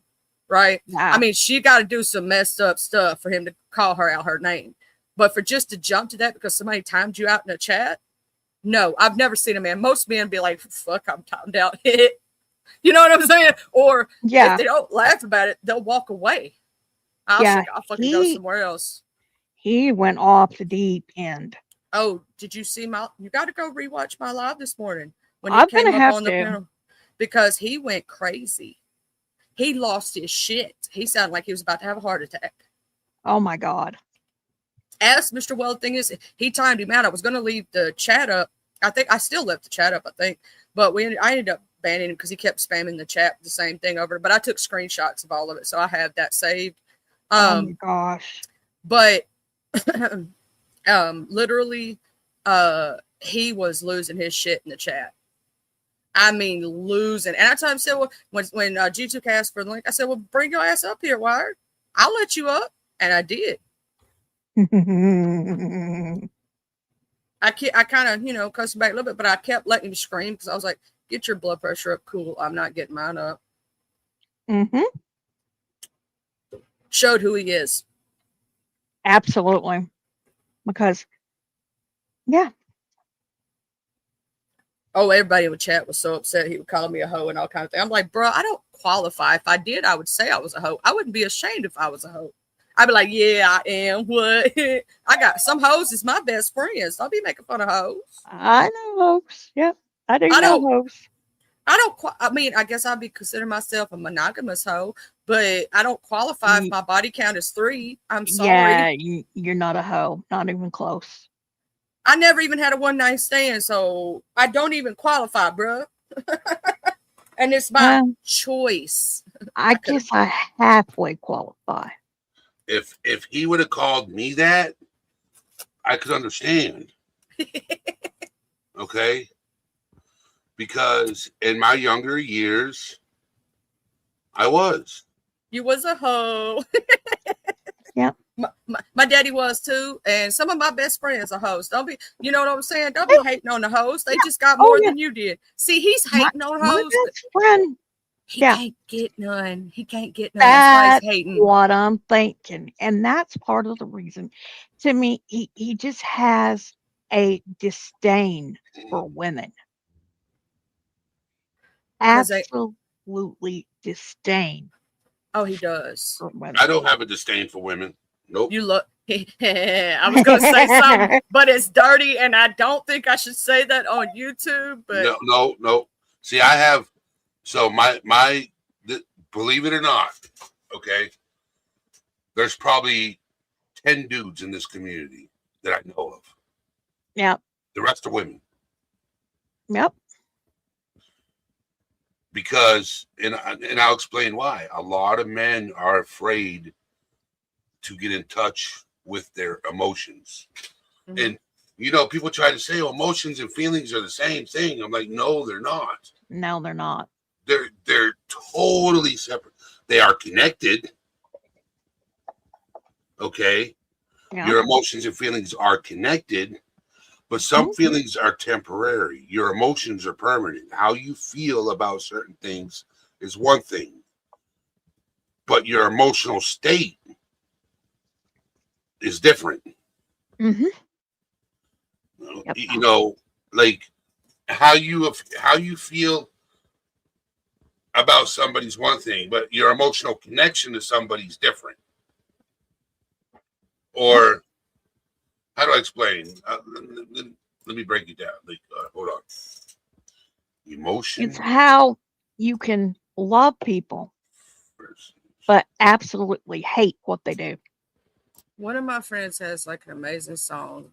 His name's Cam Talk Too Much. He made it up right off the fly at the top. He said, it's emotions make you cry sometimes.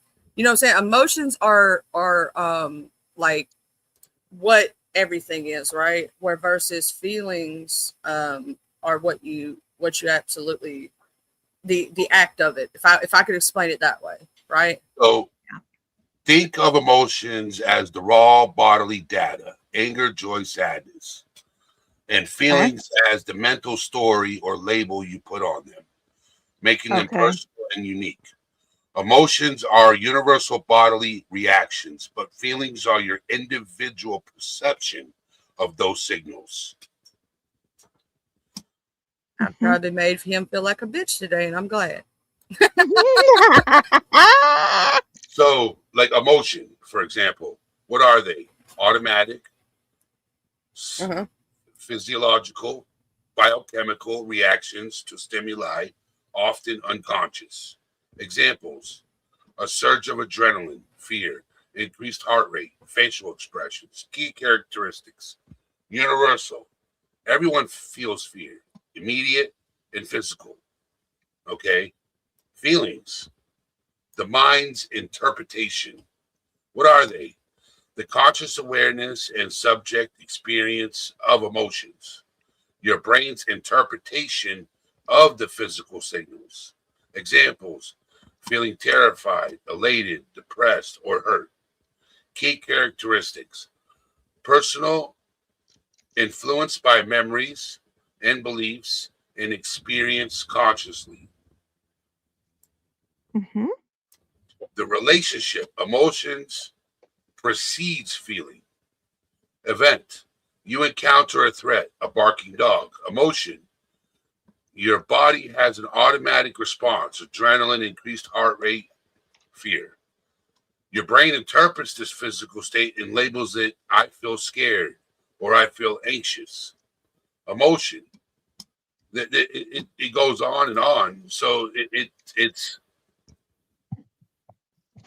To equate it to like what happened this morning, I was angry, right? That was my emotion. It was anger, correct?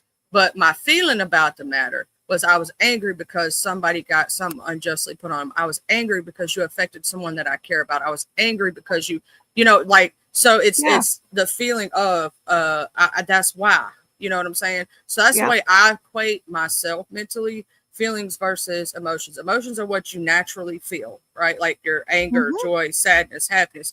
But the feeling of it comes down to why, right? Like your whys. Like, I feel this way because, you know what I'm saying? Like sometimes you can be fearful, like with the dog situation, right?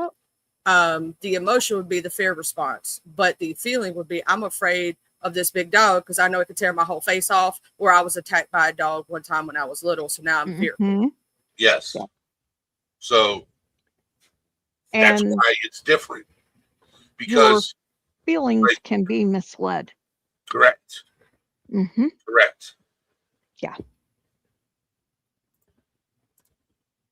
Your emotions are real, but those feelings can mislead you. Yes.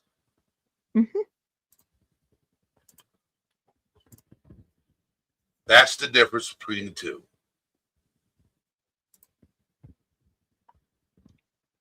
Yep. But I knew that if I hung around long enough, I just knew that if I hung around long enough and I was just me, you know, that things would naturally flush themselves out between him and I and all of that. I just didn't expect him to go down in flames. Oh, I did. My prince said, well, you shouldn't meet, in quotes, women on YouTube. He seems like the kind that has wrong intentions when meeting people. Yeah, I'm gonna say that you know, I was nice to the fella when he came in my chat that day. He had met me over at Arkansas House and subscribed, and we were having a wellness Wednesday, and we were talking about mental health and people's physical issues and all that thing. So he opened up, and I thanked him for opening up, and I told him, I said, I'll pray for you. And he literally went off the deep end just because I said, I'll pray for you. And knowing me, at the time I took this, I understand you don't know me. I don't mean it in that manner. If you don't believe, that's okay. I've explained what I've explained to other people. But I said, I'm not that type of person. If I could send you well wishes or better thoughts or, positive vibes, whatever. Because not everybody's into what I'm into. Not everybody is a Christian. That's okay. But he was then telling me about a situation, how in another sector, everybody turned on him because this one girl lied on him. You know what? She was probably telling the truth. She probably was, and there's no telling. I kind of wish I knew who that woman was, because I would love to do a great interview. Yes, I'm that petty. Yes. When you make me mad, I am a crazy one. No, I will not. Unlike him, he's talking about doxing people. He's talking about calling the police. He's talking about involving people's real lives. No, I would not involve his real life. I'm not that type of Well, person. But would I make everything that you want covered up known, that you've done, that you're trying to hide? Yes, I will do that if it's basic knowledge on YouTube. mhm. I will do Um, things legal across the board. See, if he makes false allegations against Harley Dad, and we have all of this documented, Zaddy Scotto has the entire script from that entire live stream, and we have all the information, mhm. then that's false reporting, sir, and you will go to jail. Yeah. And I will help make sure that is done, because when you start messing with people's real lives, you need real life consequences. Well, what happened, he there was a thing with Motor City Maniac I heard about that too to this where morning. he had an interaction with Motor, and he called the cops on Motor and said that Motor threatened him and everything else, and the cops show up at Motor's house. That's messed up. Yeah. See, that's too Um, far. That's too far. You're then crossing lines. yeah, and then he went and I don't know. It's kind of hard to sort that one out, but there's an issue between him and Dave Brown, and him basically exposing the larger part of Dave Brown's telephone number to everybody.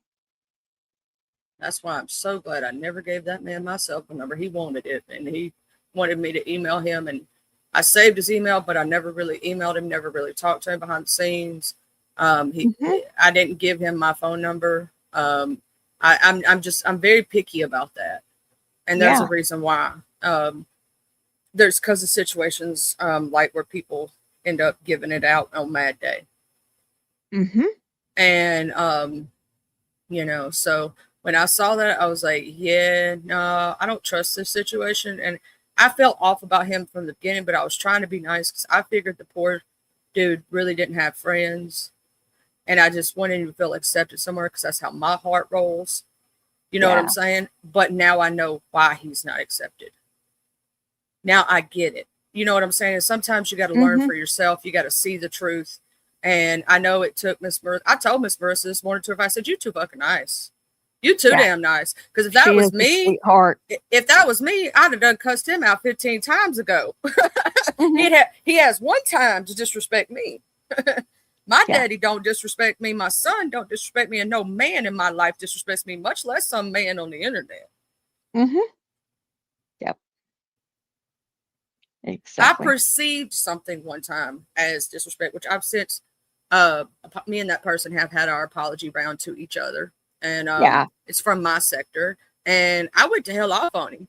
I jumped off the porch because I perceived as he was talking down to me, when he was really Mhm. trying to say, "Hey, I wasn't saying that." He said, "I didn't call you." It's just the way I felt the vitriol. I just felt it, and Mhm. so I went to hell off. But we've since made up. But sometimes it's about perception. But so I thought at first maybe I'm perceiving my gut feelings wrong, right?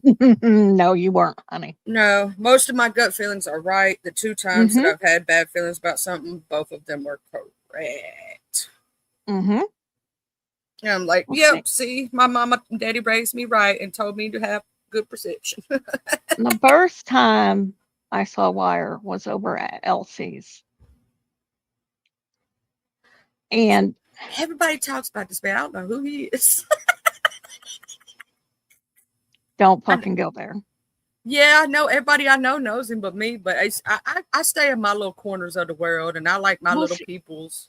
how I ended up getting way the hell over here was that I had an attorney that I listened to, and he dumped the stream.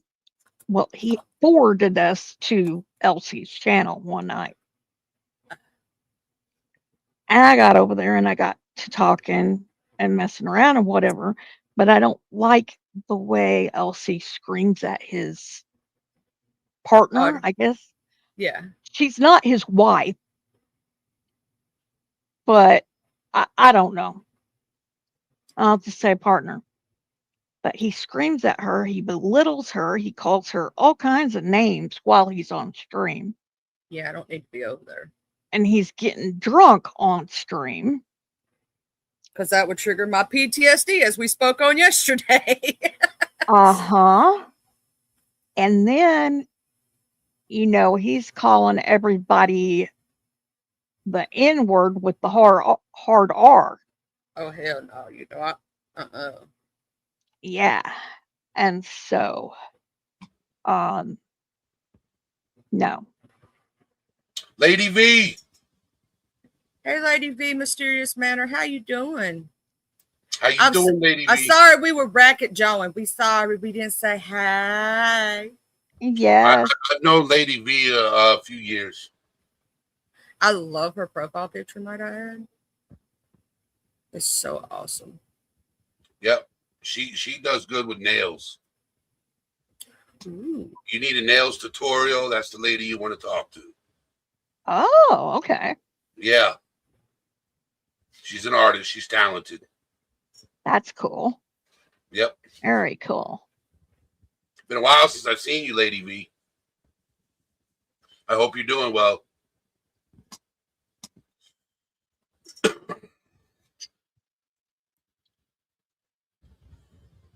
I'm actually going over to the chat right now so I can go over to her channel and subscribe and whatnot. And I'll go ahead and drop that link because I know that Miss Candy wants it because Yep. you know I know she does because we like our nails and different things. And also I see she has Mystery Manor welcome. I'm like, ooh, Mystery Manor. Ooh, what is that? That's what I was kind of wondering. I like mystery stuff now. I like me some good old dark tales. Like that's what I go to sleep to. I love Ginger Snaps. Okay, Ginger Snaps. I just want to say that right quick. Hey, for coming in chat. But I love your name because I absolutely adore that movie. Oh, I almost posted it as you again. There I go again. It didn't go through though. Because it said having trouble with connection. Thank you, Jesus. I almost did it again. I keep forgetting I have Charlie. to switch over because Love you so much.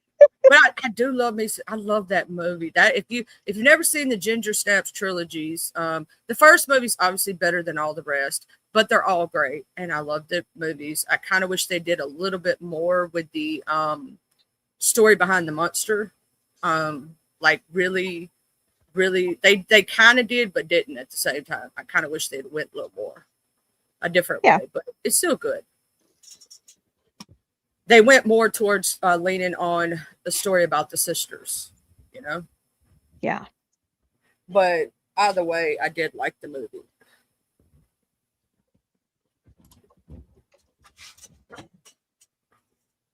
Did I make sure I'm subscribed to Ginger Snaps? I always check. I try to make sure. Yes, I am. Okay, good. Oh, and she's so pretty too in real life. Like I'm like, ooh, girl, with your red hair. Go ahead, girl. See, I ain't no hater. I ain't no hater. Cause some people be haters. I ain't no hater. I will celebrate somebody's wins on YouTube. I will celebrate somebody's beauty or things like that. And I will celebrate their beauty while being jealous. Yeah, I don't. Be jealous. Jealousy is not healthy. I'm not jealous of technically anything. I would. Okay. I'm jealous if you got more cake to me. Well, what I mean is not necessarily. I guess jealous implies. Jealous implies that, but what I mean is, it's like Oh, I, wow. Her hair is gorgeous. I wish I had hair like that. You know, like, that's why I think you're looking for the word envious and yeah, not maybe. jealousy. James. Yeah. James Ottawa. ATS is the prettiest lady on cam. I love me some You James butthole. Ottawa. He is so funny. He knows he's funny He too. is. Oh man. And there's a good man right there that has been backstage how many times and never got angry over it. And he laughs about it every time. And he's He backstage sits at least there. 7-8 times. Yeah. He sits there and just You know listens how many to times he everyone gets put in talk. timeout and he doesn't get mad? I know, right? He don't get mad. And People just be popping him with the mod sticks to be like, hee. mhm. Yep. You're going to the corner, James. Okay. See, James is another one that's seen all kinds of shit with Wire because James hangs out over there on LC's. Well, I don't like that dude. I refuse to like that dude. I will not be anywhere that he is at.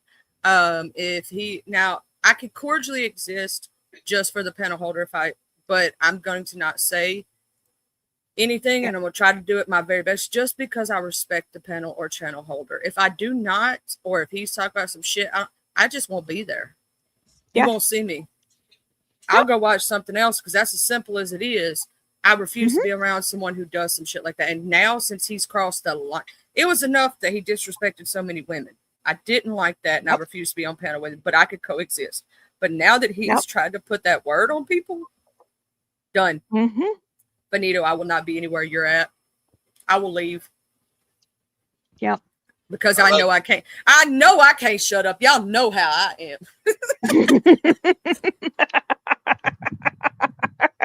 I like Chris. I like Chris. Oh, Chris is cool, people. He is a good Chris. dude. He is cool. Believe it or not, I met Chris over in MobTube because of one of his friends. And then I also met one of his exes that he was with at the time. Ah.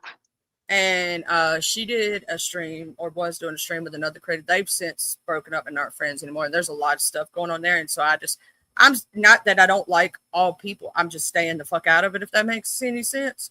Yeah. But they had a stream about grief, and that's why I went over there and I was like, oh shit, this is a good stream. So I joined for the first time. And that's how I met everybody.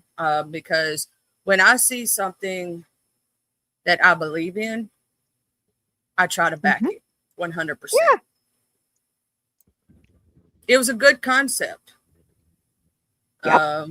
But it was done while there was a shit ton of trolls. Yeah. It was like Mr. Well, the thing is, I will say that your channel has been one of the coolest mental health channels that I've ever seen with not as much drama or BS. Now, can I be crazy if you need me to be if somebody comes over here and tries to start mess? Yes, you saw that today. I know how to handle myself and I know how to take turns on a pedal. I know how to have pedal etiquette. I know how to have etiquette towards, a stream. If there's somebody that comes in I don't particularly like, I don't care. If that makes sense. As long as they're being respectful of me, I'm going to be respectful of them. We can coexist for the channel, right? They're a supporter. Yep. I'm a supporter. That's the way I look at it. And even to the point, I've been in some of my friends chat, and I've had people just trolling the shit out of me. I ignore the fuck out of them because I don't care. I had a mod stick, could have timed them out and did all kind of stuff, right? Because my friend would have let me, but I didn't care. It was helping the channel. I didn't care. Their channel was about mess. It was about drama. So I was like, go ahead. I don't care. Do what you do, in the chat. I really don't care. And, sometimes I would play back with them a little bit and, we'd play back and forth, but sometimes I'd ignore them. It just depended on how I felt that night. But you got to know in what sector of YouTube you're in. Yep. When to bring out the messy, when not to bring out the messy, when to, do certain things and act accordingly. And I enjoy about your channel is that over here, we can talk about serious topics. We can talk about the mess. We can talk about the fun. And it's not a lot of craziness. Now my channel, most of the time is not, but sometimes it gets a little messy. See, imagine that. Charlie getting a little messy. Well, I look at it this way, right? Okay. Like I said, Women are more in touch with their emotions. Mm-hmm. So if you piss a woman off, you're going to feel it. Mm-hmm. If you say, like, see, us men, we're more in your face, confrontation wise. A woman will tear you down verbally. Okay. Us men are not so verbal. We're more physical. Yeah. And that's a problem. I wish us men can be more verbal than physical when it comes to standing up for certain things. Me, Yeah. you put that jacket on me, I'm showing up to your front door. I'm making the news. Okay. Yeah. Charlie, on the other hand, she will publicly shame you with receipts. Yeah. So, and I learned that side today. If you were today years old when you found out I'm really crazy. I had good suspicion, but yeah, she noticed it the night that after he tried to lie on her in chat and then said that she was in that live stream when he did that to Arky and I jumped off the porch. But even then, when I jumped off the porch, then I was doing it in a respectful manner at first. Mm-hmm. You were. And then he called me a fat bitch. Mm-hmm. And when he said that, I was like, bitch, no, you didn't. Okay, so now I'm going to say some really disrespectful shit. If you had kept it professional, if you had kept it respectful and just been like, hey, I don't agree with you or some shit like that, or, you don't understand what's going on. You don't understand, blah, blah, blah, whatever. It would have been a whole nother story. But when he escalated it. Bitch, I had to call you a shrimp dick motherfucker. Mm-hmm. This is the thing, right? When it comes to mental health, right? So I was always told, right? So not always. I used to hold everything in. I used to never express myself. Okay, holding it in is not healthy. Okay, you have to express yourself. You have to say how it is, because if not, and you keep balling it up, and balling it up, and balling it up, you're going to snap on somebody you love more than you're going to snap on the person that offended you. Okay? Yeah. So, I learned that when somebody does you wrong, you say it then and get it off your chest and move on. I said it with my whole chest. Yes. So, I didn't get to say what she needed to say to Wired because she's not confrontational, right? I'm generally not, no. Correct. All right. I'm going to let it go. But Charlie, on the other hand, she's the pit bull. Okay. Yeah. When a man disrespects a woman out of nowhere, out of pocket, he deserves to be put in his place. Yeah. Okay. When a person, doesn't matter male or female, when you accuse another man of being something they're not, those are grounds for hellfire and brimstone coming to you. Yep. Okay. I'm not a fan. If you're a pedophile, you need to be put on blast. But if you're not a pedophile, don't use that word and call somebody that if they're not. Yeah. That's how you get yourself into situations you can't get out of. Yeah. Because that will destroy a life very quickly. Yes. Very, very quickly. Okay. And the person that he accuses of has children. See, that's the point. And this person is an amputee. This person is an amazing human being. And you're literally could cause this man to have problems with his children to Yeah. and you know, as we all know this, if you take somebody's kids from them, you take somebody's only love in their life away from them, they Mhm. will unalive themselves or go off the deep end and take you out. So you're playing, not only are you messing up some, and you're also playing a mental health game. On top of that, you're playing a very dangerous game, because I'm gonna tell you something. One thing you do not mess with is a man's children. Yeah. That's when you see the fire and brimstone come out of them, and they will hunt you down to the ends of the earth and pull some John Wick slash what's that other dude, the wanted the guy who said, I'll be right there, you know, and he went and found his daughter. What's the name of that movie? Liam Neeson played in it. Crap. It's not Wanted. I don't think it's called Wanted. He tracked those mofo down to the end of the earth. They did something to his daughter, and he tracked him down to the end of the earth. And I'm gonna tell you something. If you give a man nothing left to lose, it's a very dangerous game, especially if you took away his only thing that he loved. Yeah. Men will go to, just like a woman will go to hell or jail for her child, a man will too. And Mhm. when we love our kids, we love them with everything in us. And if you try to mess with that, that's the Yep. one thing you ought to not mess with, because you're gonna open up the gates of hell. Yep. Absolutely. And 100%. a good father at that, Ginger Snaps, he's a good father, good dude. Like, just Yeah. because they had a younger lady up there who was 17, this be 18. She's almost, I'm gonna say this. I don't say this often. I'm very picky about who my kid hangs out with. My kid will be 18 tomorrow, right? But I would let him up on that panel because I know they would respect him. Yeah. And that's saying something, because I'm very picky about my child. He is my miracle baby. And I'm very picky. But I know how I watched that entire stream. They You were know, just laughing and being there. They even kept it more PG than they normally do. I know how far they go, because I start it sometimes. I admit it. I start the yeah. crazy. I mean,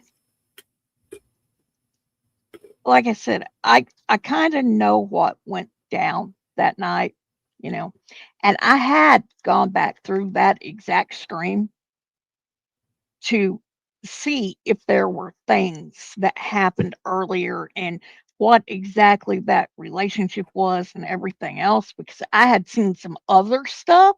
Okay. I hadn't seen anything with Wire, but I had seen some other stuff. And Charlie, I'm sure you know what I'm talking about. But I I was like, okay, why is she saying that? Because I'm like, she doesn't normally do stuff like that. What what the hell's going on here? And so I went back to the beginning of it and watched it, and I'm like, okay, everything seems cool here, you know. And I don't really know Harley Dad. I've just seen him a few times, you know, and talked to him a few times. But I don't really know him. But a lot of people were on panel that night that I had more interaction with. Hell, Remy was up there. You know, Remy would have went off. Every Miss Megan would have Yeah, went off. James Ottawa would have. Every single person that hit yeah, that panel, if anything like that had been said or done, G2K, any of them. Well, the thing is, Pop, there, if he'd have saw that any of that, every single man, every single woman that was there, if that had even been an inkling in their mind, they would have went to slap off, even if they liked the person. That's the yeah, thing. I respected all. When I was told this, and I went, all I did, because I didn't get to watch it at first, I was live when I was told this, and I was told who was that person. yeah, I was scrolling through the live to look to see who was up there. When I saw the people that was on that panel, I said, ain't no way. I yeah, knew it was a lie from that moment, because I said any one of those people would have went the fuck off that had been said or done on that panel. And secondly, they would have said something to her if she'd have been down in fucking beer. yeah, Right. And then I went back and watched it. yeah. And I I, watched every second. And I was like, what the yeah, fuck? yeah. I don't know what happened there because Okay, so she's the sweetest person. She really is. And I'm like, what the hell? what now there's two possibilities here that and I don't know which one, and I've talked to that person and I think they're the sweetest person. Also, I've only had a few interactions, but there's either one or two things going on here. One, they said the person was under the influence of medication they're not normally under the influence of, could have worked, but That was the theory that night. Yes. the thing that I think is, if I'm not, I could be mistaken. I did, because the person was black. I don't know when they came in chat. I just know they randomly came in and said that is, I think, what was told to me. Somebody was talking to him behind the scenes. I think it was Wired. I think he spread the rumor and said that more happened than what did not. And they came in guns a-blazing, thinking that some shit had went down, even though they should have known better. For them, it came from a trusted source. If you think it comes from a trusted source, even if, and then you find out later the person's a liar, especially if you're under the influence of something, you're going to be like, yeah, fuck them, you know, because you're not thinking straight. That's my personal belief system, but I could be wrong until that person comes out and says what their thought process was. Some people think that person may have been the one that spread the false rumor. No. That's the other side of it. So I don't know which one I don't it is. think that's the case. I wouldn't think that would be the case. People have tried to approach and ask, and they've been shut down or cussed out. Oh. So I don't even know if that person's ever going to say where their thought process lied or how it happened. Well, I would love to hear that. I know, but I had gone over there to her boyfriend's, and I had tried talking to her in chat, and she didn't reply to me because I asked how, she was doing, if she was feeling better and everything else, because I care. And never really got any reply from her. And he said that he would talk to me later. And I was like, okay. And that was the last time I talked to him. So I don't know. No idea what the hell's going on. I'm hoping that could possibly be worked out, but I don't know, because what was said was bad enough that I don't think there will be no coming back. Yeah. It's like, hey, Mr. Rex, oh my gosh, Mr. Clockwork Rex, I miss you so much, Mr. Rex. Okay. Oh, Rex. I love my jukebox brain, brother. I haven't seen Rex in quite some time. How you doing? He's been sick, and whatnot. How you feeling, Rex? Damn. Yeah. I'm glad to see you back. I was so worried about you, Clockwork Rex. You just don't know. Because I'm used to having you up there on karaoke with me on G2Ks. I'm used to you popping on my stream every once in a while, and we having Jukebox Brain together. And I was like, oh, where's my Mr. Rex? And you wasn't here.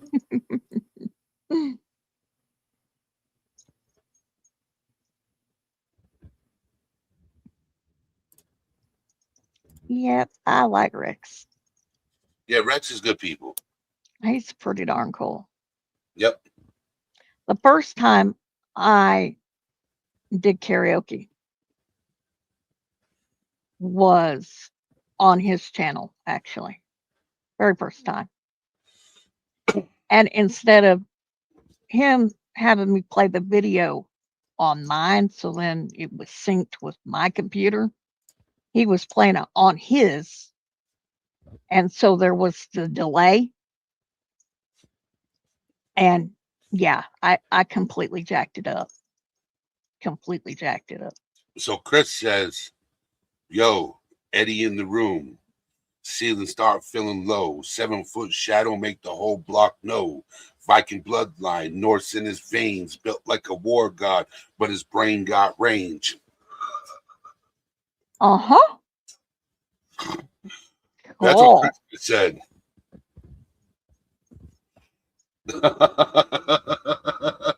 Charlie's like, you just spit that like a rap song. Hell yeah, man. I told That's you. That's how it flowed. Hell yeah. That's It how really it looks. But I frustrated the hell out of you, Rex. See Mr. Chalk over there spitting bars too and shit. See, y'all got to come when I share it on my community. Well, y'all better be watching out for when Smokey does Freestyle Fridays. I want y'all's asses over there because we need some new blood on some Freestyle Friday to help him go off the dome because God help him. We got some people that are okay, but God help them. They try. I saw it pop up. Right, truck. I saw it pop up, and I'm like, that rhymes. Let me read the comment out loud. Yeah. That brain got range.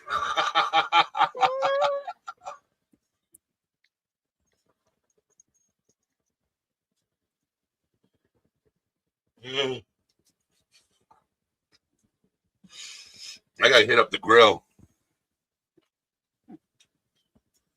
I gotta take some meat out of the fridge and put them on the grill tonight.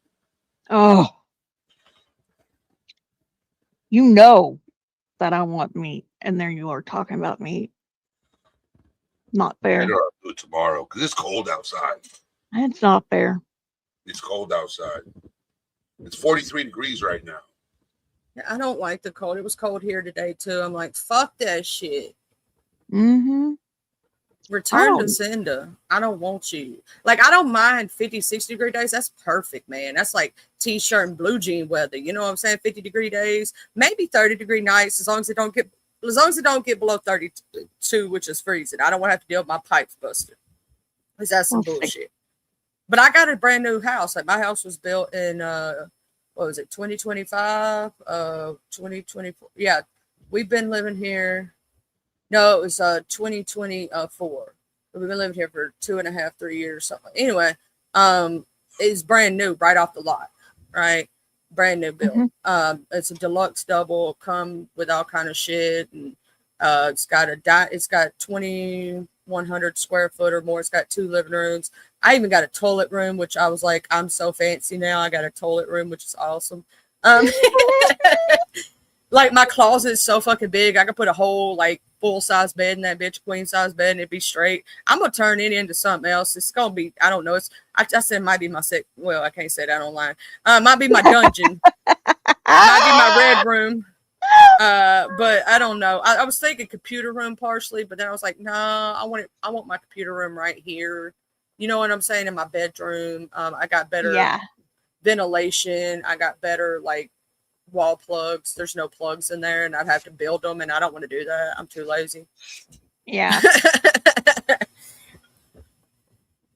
Yeah.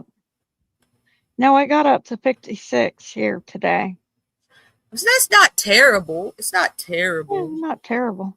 Yeah, that's not like cold. But, like during the daytime, that's not bad, especially if the sun's out. Then you can wear like a t-shirt or a light overshirt, you know? Like Saturday, the high's supposed to be 34. Ginger snaps, you crazy for real. See, she got that underlining sweet crazy. She out there in the damn 39-degree weather grilling steak. Although I want some steak now. Y'all the other day when the thing is was talking about some tomahawks and stuff. Now I'm getting hungry. I'm thinking about steak shit. But tomorrow, tomorrow's my son's birthday, so we do a special birthday dinner for him tomorrow and all that here. And got to take him to his dental appointment. I think we have a steak tomorrow for his birthday. So yeah, I'm gonna get my steak tomorrow. Hell yeah. Because he loves steak. So he's having a steak dinner with some good he's got a peanut butter chocolate cake and a strawberry cream cake. So he's got 2 different cakes made. But they're also, don't tell him, but they're sugar free and they're not non-healthy. So what but they don't taste it. You can't tell. Those new 0 sugar cake mixes and 0 sugar stuff, you can't tell the difference. Yeah. It don't have that nasty aftertaste of nutty.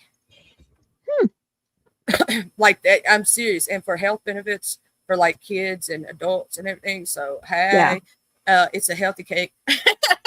Yeah. So See, when people think I say I eat cake all the time, yes, I do, but it's a healthy cake, motherfucker. Um, I'm a little ADHD tonight. I'm sorry, but the thing is, if I'm cursing a little much or acting a little off the wall, because I also did get some bad news today. Talk about it.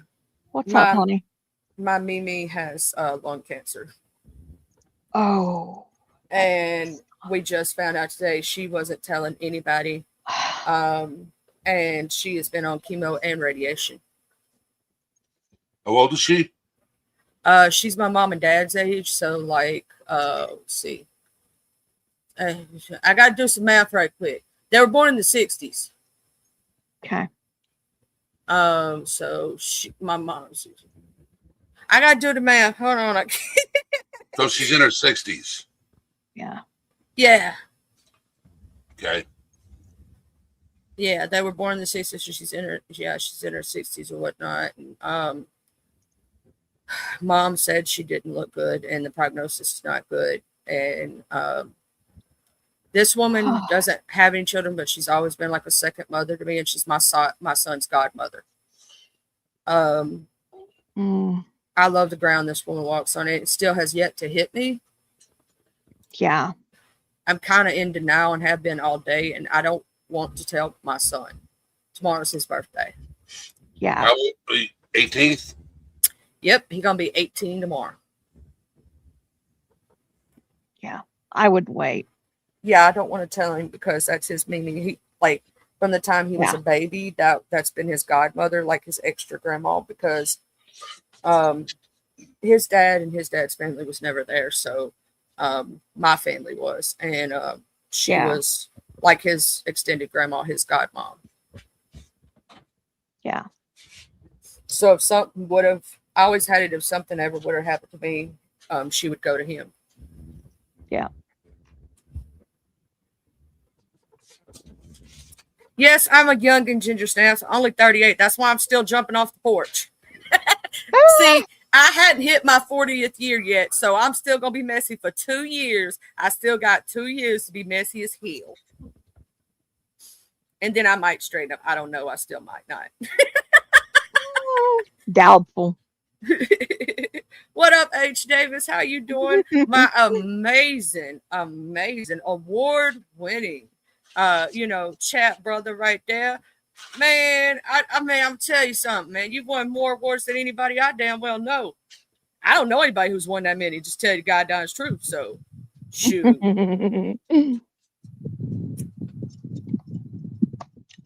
That's the champ right there. The champ is here. That's what I'm going to start saying, H. Davis. That's cool with you. Every time you come and chat, from me personally, my new nickname for you is the champ. And every time I see you, I'm going to say, the champ is here. You know, and for some reason, WWE music starts playing in my head. Don't ask. I don't know why.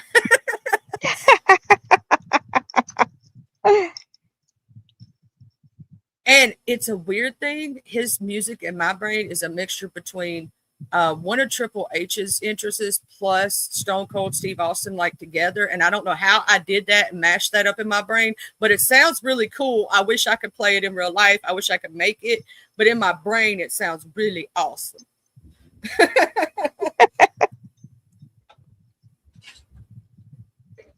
Hi. If I ever learn how to do mixing, the world is going to be really like crazy, because my brain mashes up songs so much, so it's not even funny.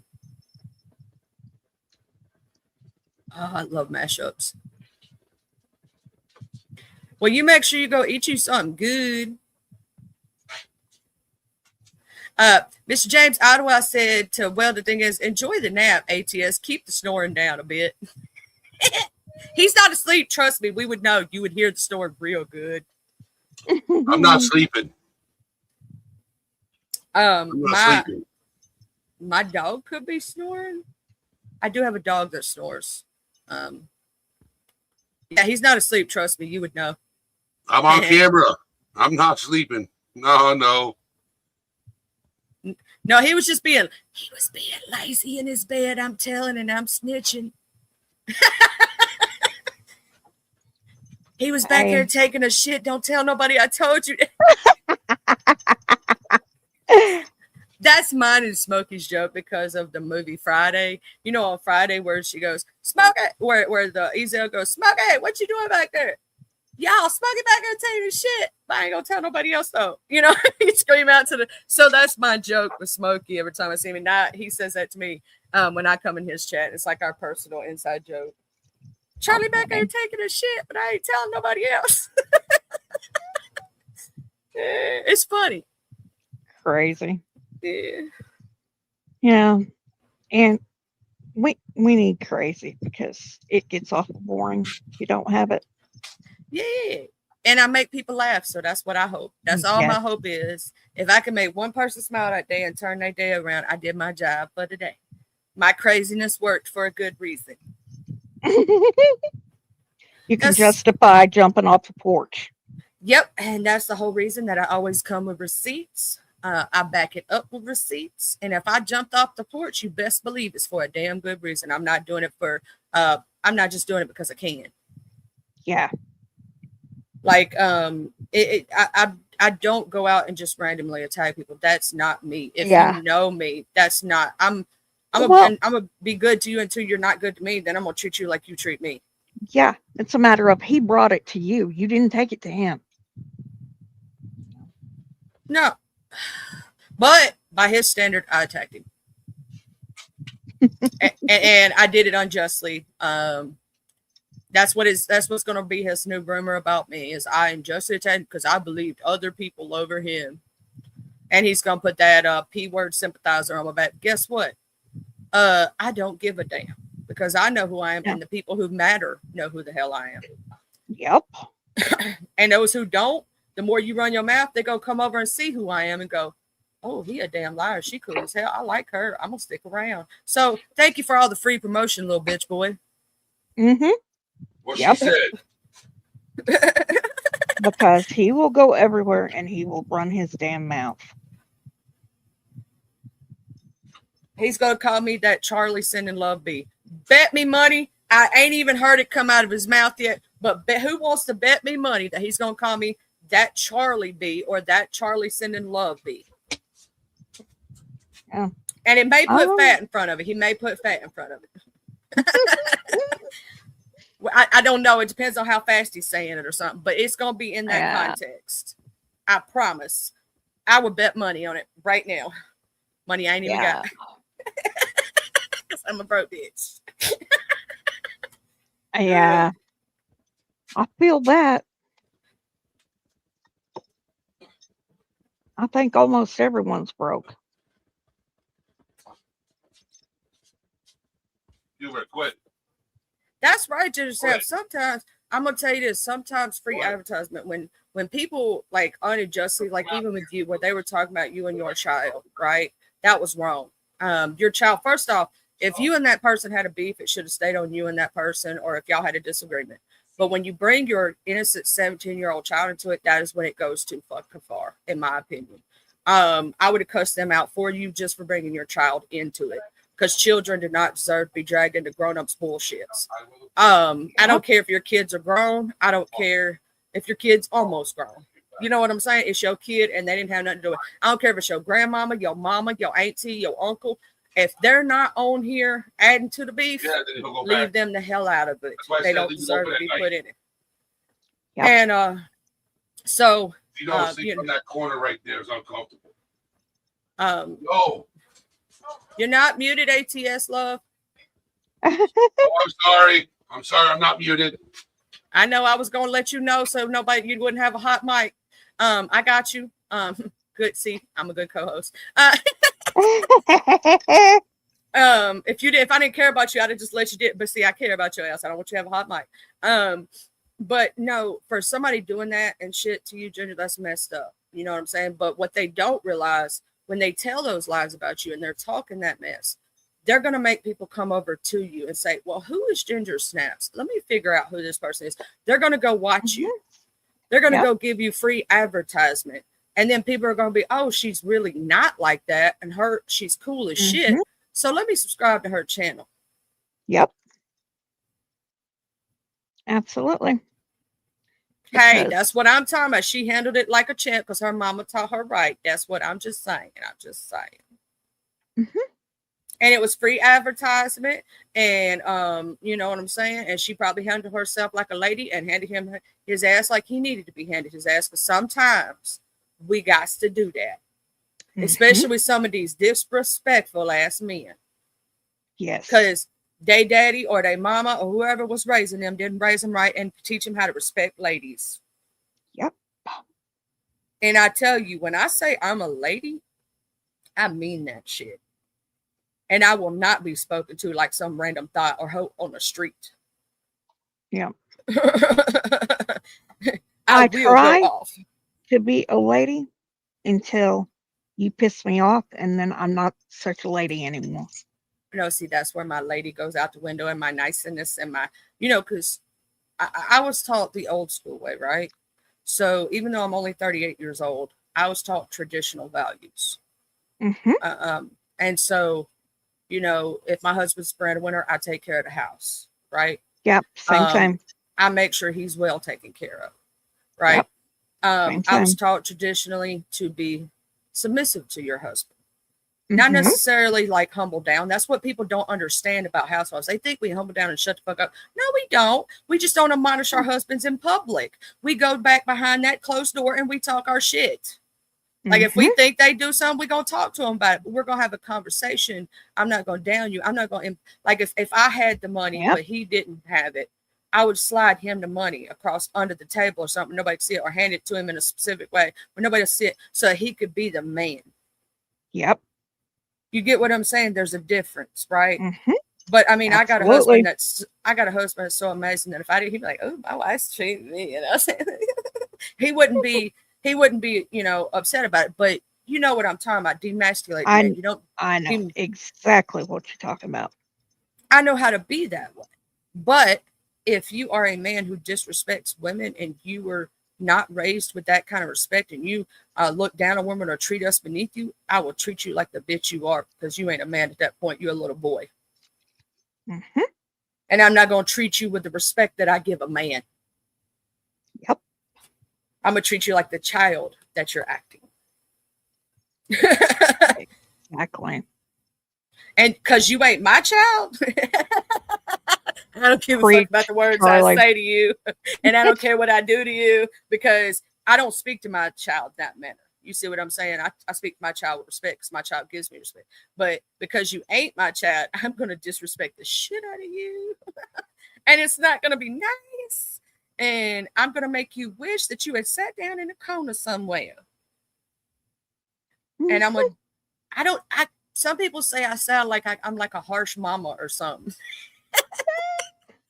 Like I give you that spanking like a mama would. You know what I'm saying? Like what his mama should have been saying to him is what I said to him. Mhm. Well,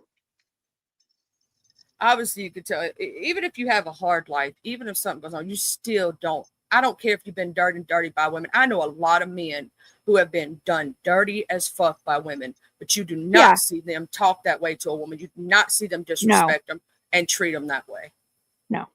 Especially when they're just trying to tell you the truth and you don't want to hear it. Because that night when I said what I said, I may have had a tone or inflection in my voice, but at the same time, I did not disrespect him, call him out his name. You know what I'm saying? I did Yeah. not do any of that. I was saying, you are wrong for this. You don't talk to ladies that way. Yeah. You're wrong. In this instance, you're wrong. You need to apologize. It's what I kept reiterating. And then he called me a Mhm. fat bitch. And That then it was he on. Then it needed was to on. stop. Yeah. That is true, Truck. That is true. I do think it comes down to raising. I think it comes down to the women in your life, not like being women that are strong-minded and demanding respect. Being taught that you are supposed to respect women. But even men who grow up in abusive households where their fathers abused their mothers or they saw that kind of disrespect, a lot of men refuse to be that way. So I think sometimes it's both nature versus nurture. Mhm. Sometimes they can be taught the right way, but they still do it the wrong way. Just like you can have two kids and one kid ends up becoming a drug addict, the other end up becoming a pillar of society. And you gave them both the same raising. No. The exact same. Sometimes it comes down to personal choice. Yep. And for him, I don't know how he was raised. It does seem like his mama gave her his titty too long, because he does sound like a little wah wah wah wah titty baby. Like he crying all the time. Mama, she hurt my feelings. Mama, she said I couldn't play with the big toys no more.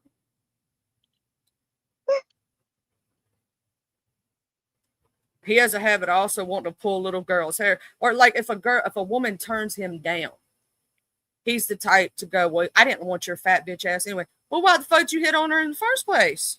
Mm-hmm. He that kind of dude. Y'all know the kind I'm talking about. Mm-hmm. Yep.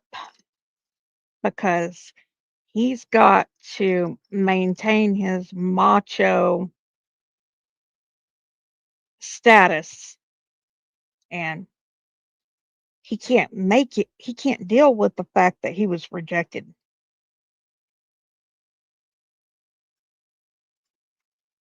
And if a woman rejects him, then it's got to be something definitely wrong with her and not him.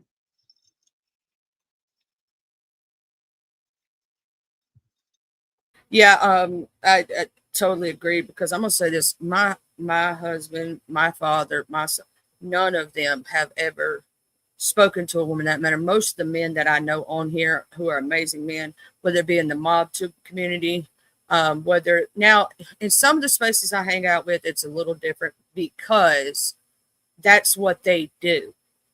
It's like the trash talk sector or the beef sector, and especially in some of the more predominantly LGBTQI spaces. Most of those are gay men, and most of predominantly the sector is women. It's women and gay men. There's a few straights. There's a few straight men there, and normally they do not talk that way to women, but sometimes they do because they be beefing. Mm-hmm.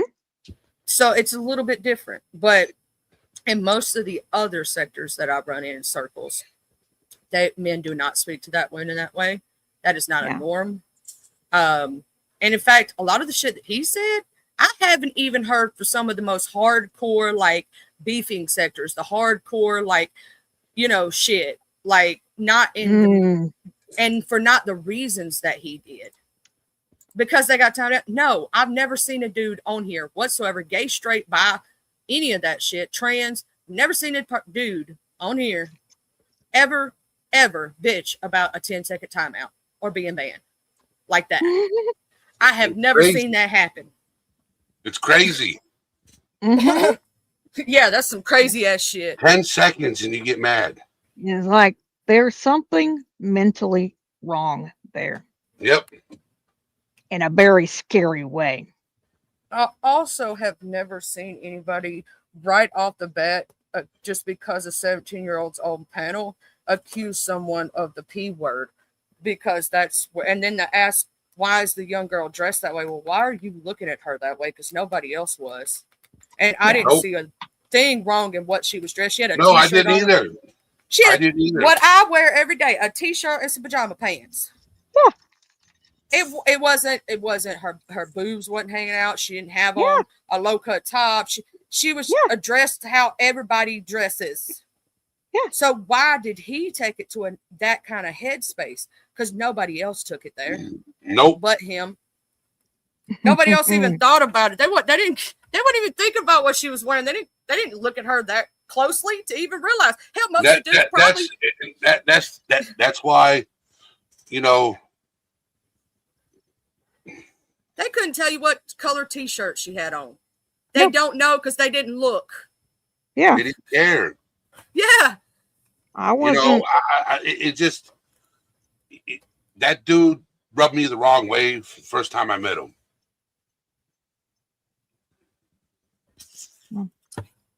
I didn't. So.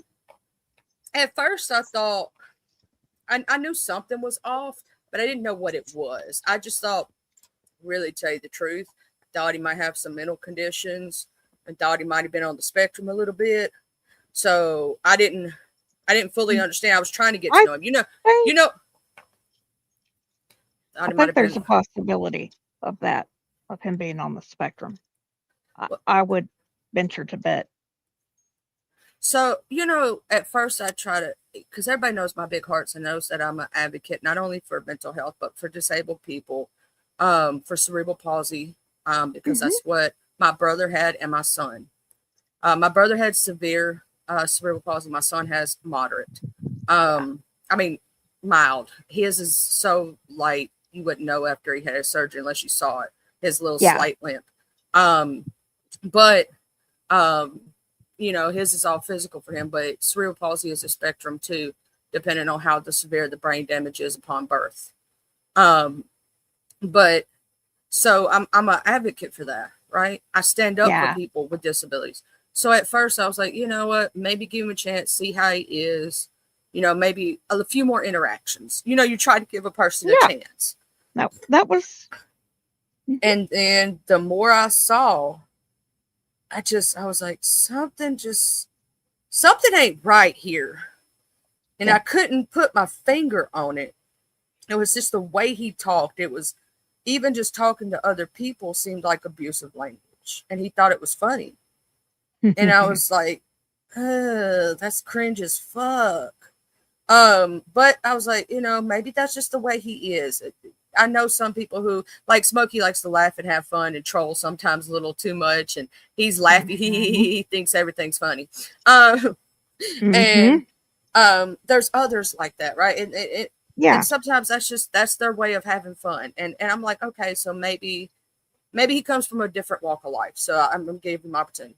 But when he did that shit over a time out, and he still has not grasped the concept of that to this day. Yeah. I'm like, it's not about any past beef that you and Arky has had. It's the literal fact that you literally went that off the wall over a 10-second timeout. Yeah. It just. And you just couldn't listen to if Mr. Well, the thing is, told me right now, Charlie, stop speaking about the subject. You know what Charlie's going to do? Stop speaking about this damn subject. Switch that shit. Yep. And the thing is the subject really pissed me off because I'm friends with G2K and I'm friends with all them dudes over there. I not all of them, acquaintances with a lot of them, but cordial with some and friends with a lot of them. And for him to call that whole group that, and put that jacket on the whole group, when no, I'm not cool with it. Yeah. If I was up on that panel, if we'd have said that about me. Well, he kind of did in my chat today. He said anybody who was in that panel, on that chat, were all either the P word or P word sympathizers. If you read where he put that in chat, I have the exact wording. I'd have to go look back at it. But that's pretty much what he was insinuating. Now, because I was saying, and this is why he come back with that. I'll tell you why he came back with that saying. I had said that any one of the dudes, any one of the women who was in that chat or on that panel, if they had heard that, would have said something. They would not have let that slide. You are literally downing the whole community when you say that, because you're saying that they would just allow that to be a thing. Yeah. And that's when he said, well, they're, and then if you read Marissa's text message that she posted this morning, which she's since deleted the post, but I've got it verbatim. I've got it saved. I can pull it up right now. In fact, I'm going to go do that and read it for you for verbatim, the exact text. So I don't misquote, because I don't want to misquote somebody. Yeah, I want to. A 17-year-old shotgunning beer on Harley Dads. Question. Sent the thing. She was not. So I'll say that now. She was not shotgunning beer. It was poppy soda. Why is this little girl dressed like that on panel with a bunch of drunk men and sexually deviant people like this? He called every one of them drunk men and sexually deviant people. Oh my God, Harley Dad asked a child if she is making videos for OnlyFans. Not true. He never spoke that to the little girl. He was saying that to Kazoom who is a man, a grown old man, and to another older gentleman named L Dragons. Yep. It says, "What the fuck?" Right there is over the line. I'm so disgusted right now. I can't even watch this shit anymore. I can't breathe. Is so pissed off right now. These mother effers. The part that got me was the second one he sent. Why is this little girl dressed like this on panel? The little girl was in a white t-shirt, and then she changed to a black t-shirt. Who was in the shirts were bigger than her body, so it showed nothing. It wasn't tight or anything. Yeah. I don't. In pajama pants. Yeah. If there was something, like if she was skimpily dressed or something like that or whatnot, I would have remembered it. The fact that I don't remember how she was dressed tells me that she was fine. Yeah. You didn't even 'Cause see what she was wearing nothing- most of the time. Yeah, nothing about it stood out to me in any way, shape, or form. It didn't to me either. And the part that got me, the part was with a bunch of drunk men and sexually deviant people like this. So he already had that mindset of the entire Yep, community. he did. So he's the pot calling the kettle black. Mm-hmm. Because why would you even pay attention to what she's wearing? I didn't.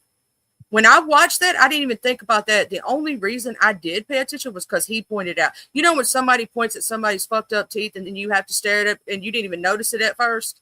Mm-hmm. That's what that's like, because I read your text message. Then I went back and looked and I was like, where? Like I looked the whole day. I was like, what are you talking? Like I looked at that whole live and I did not see not one thing anybody said to her. She wasn't overly flirtatious with any of the men. I'm like, what the fuck are you talking about? Yeah, she was just hanging out. So Viper asked, is this him crying from back when SSG and Remy and Harley had that argument on stream? This just happened Friday night. It was Friday Chill and Swill. Wasn't it?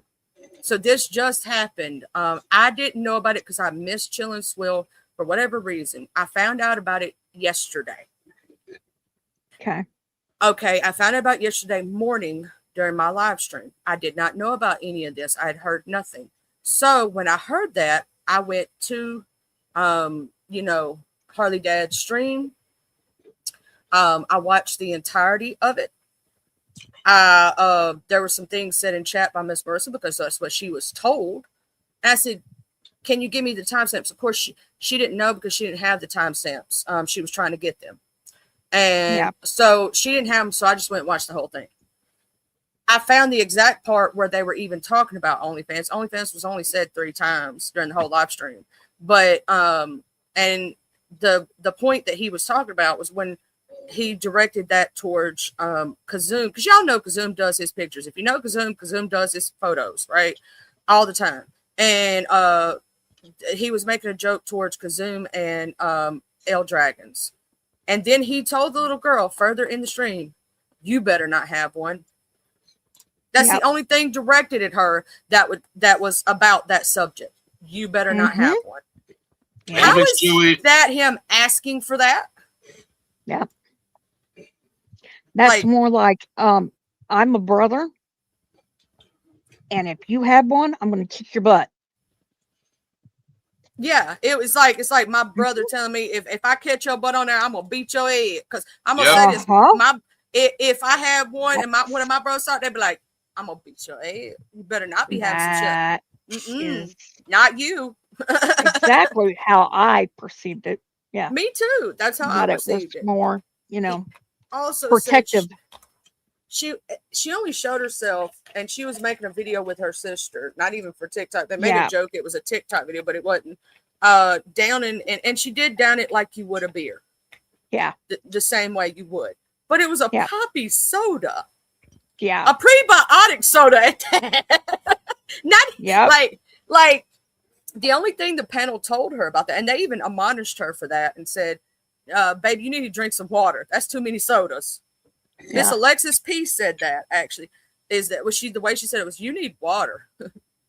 That's too much soda. Miss Alexis P said that. I watched that entire stream from front to end, not near one of, in fact, I don't understand why it even came at G2K, because the only thing G2K said while he was up there is how awesome and amazing he was.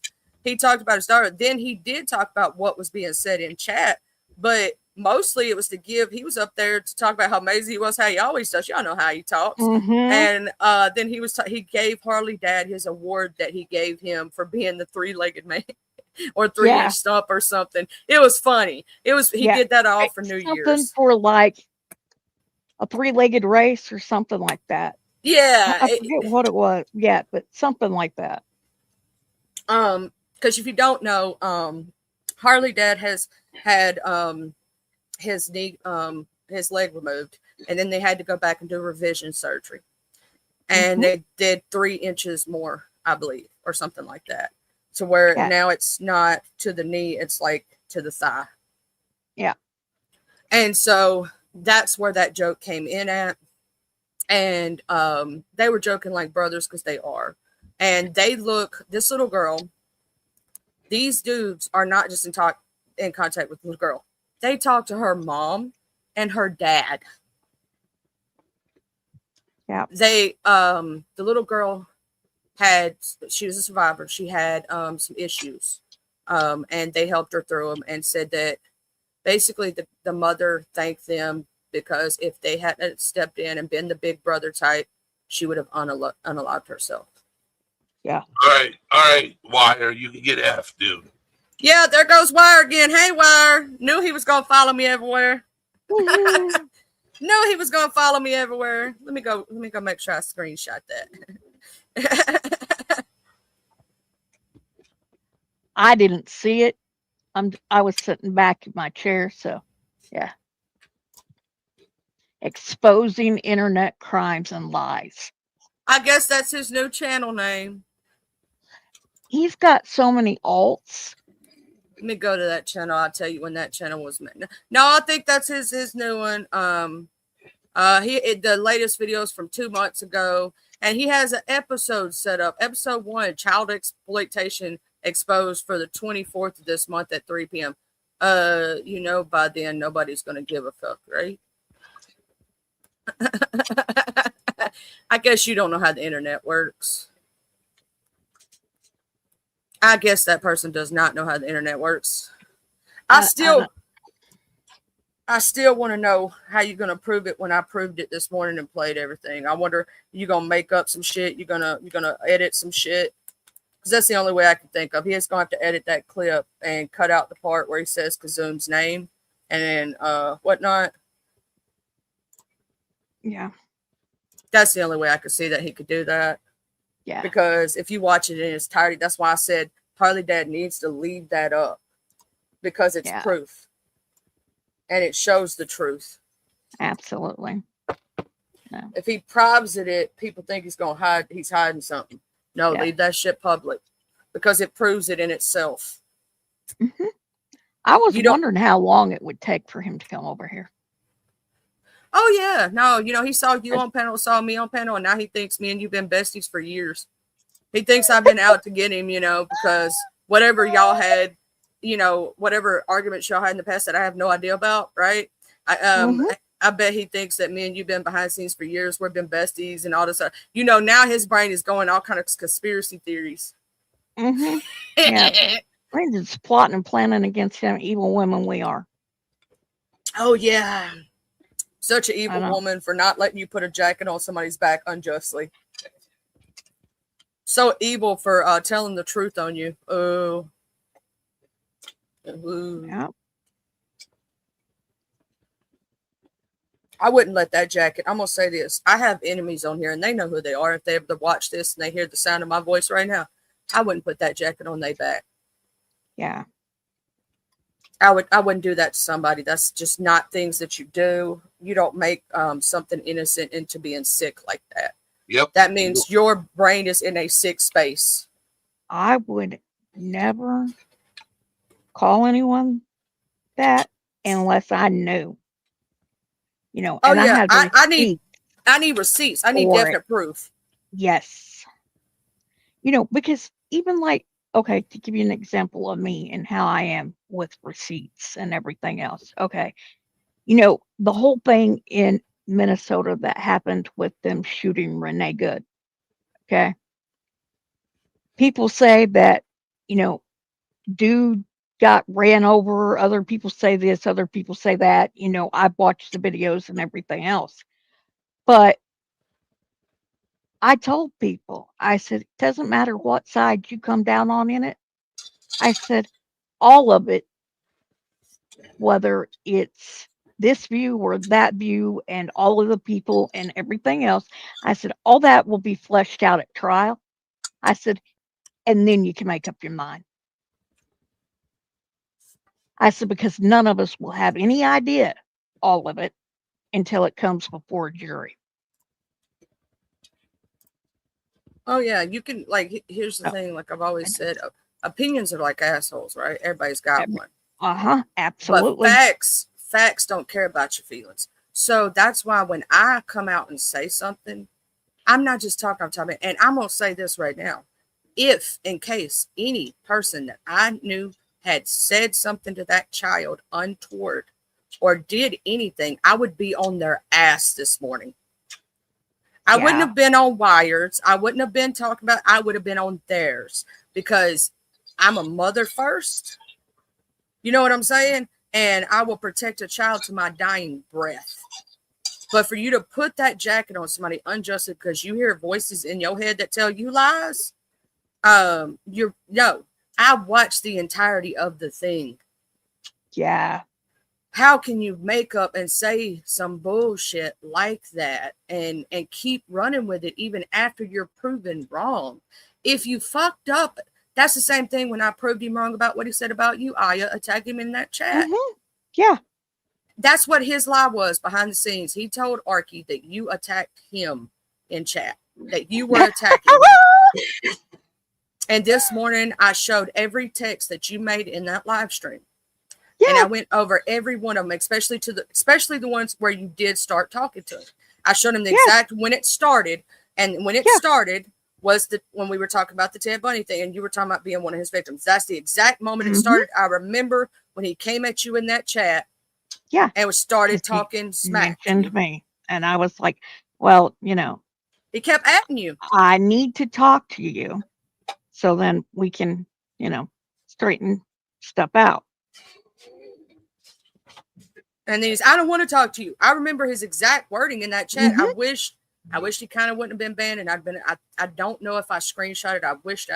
Now that I think about it, I hope I do. I'm going to go back and see. I may have, because I'm bad about screenshotting shit. But I'll go back and I'll go look through my screenshots. I just screenshot from your PC. He told me no. The thing is, when that live ended, I don't know if I screenshotted it before it posted, and where he was when you block someone after the post chat, it posted after it's not live anymore. Those chats will disappear without screenshots. So I don't remember if I did Read or the didn't. comment and highlight Charlie. The whole thing stems from what happened on G2Ks. I can explain later. All right, Viper. I got you. But I just, Miss Chewy. That is true, Ginger Snaps. If you haven't had at least 3 haters on here, you ain't made it yet, child. Miss Chewy. You got a second? Are you in Discord, Miss Chewy? I stand for greatness. You know Bubbles is.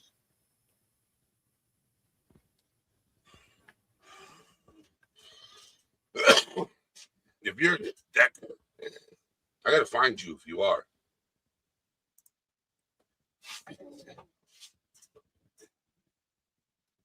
Miss Chewy's like, oh my God. Oh my God, Miss Chewy. I'm gonna tell you something, Miss Chewy. I know I'm talking a little bit of drama today, and I know that. Well, the thing is, don't necessarily always get into it, child. But this motherfucker done pissed me off to the point that I swear to God, I saw red yesterday, and if he'd have been in front of my face, I'd have pulled both his eyeballs out.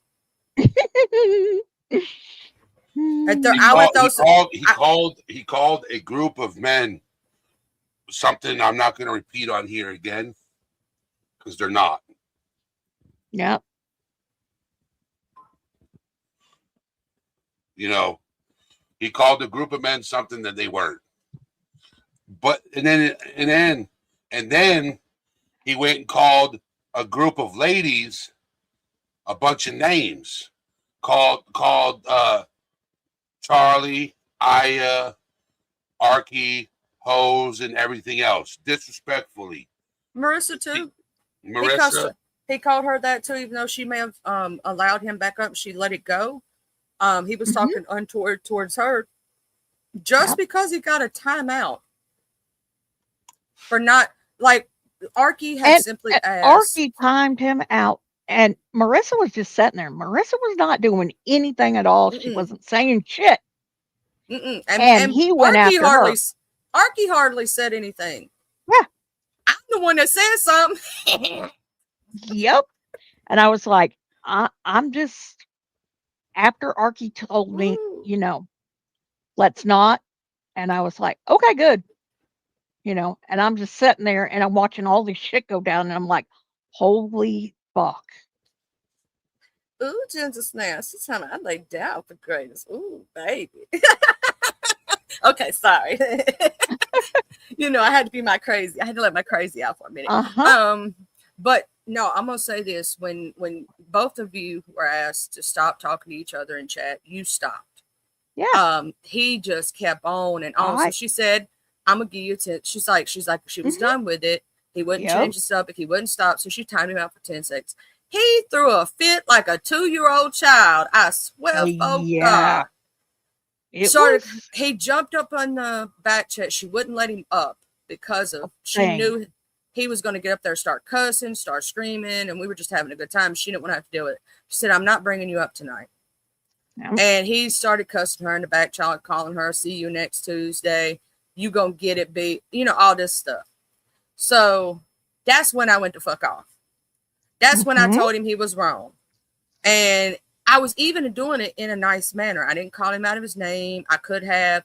I was being nice and doing it like a mama would tell somebody, like, "Hey, you're wrong. You did wrong. You should apologize. You don't talk to ladies that way. This is very super disrespectful. Something as simple as a timeout. This is uncalled for." Yeah. You were asked to stop doing something in chat. Very simply, all you had to do was stop doing it. That's all it took. You could have said, "My bad," and got on subject, but you did not. And you chose to go way too far.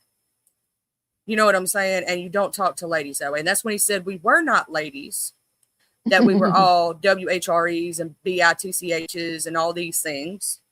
Then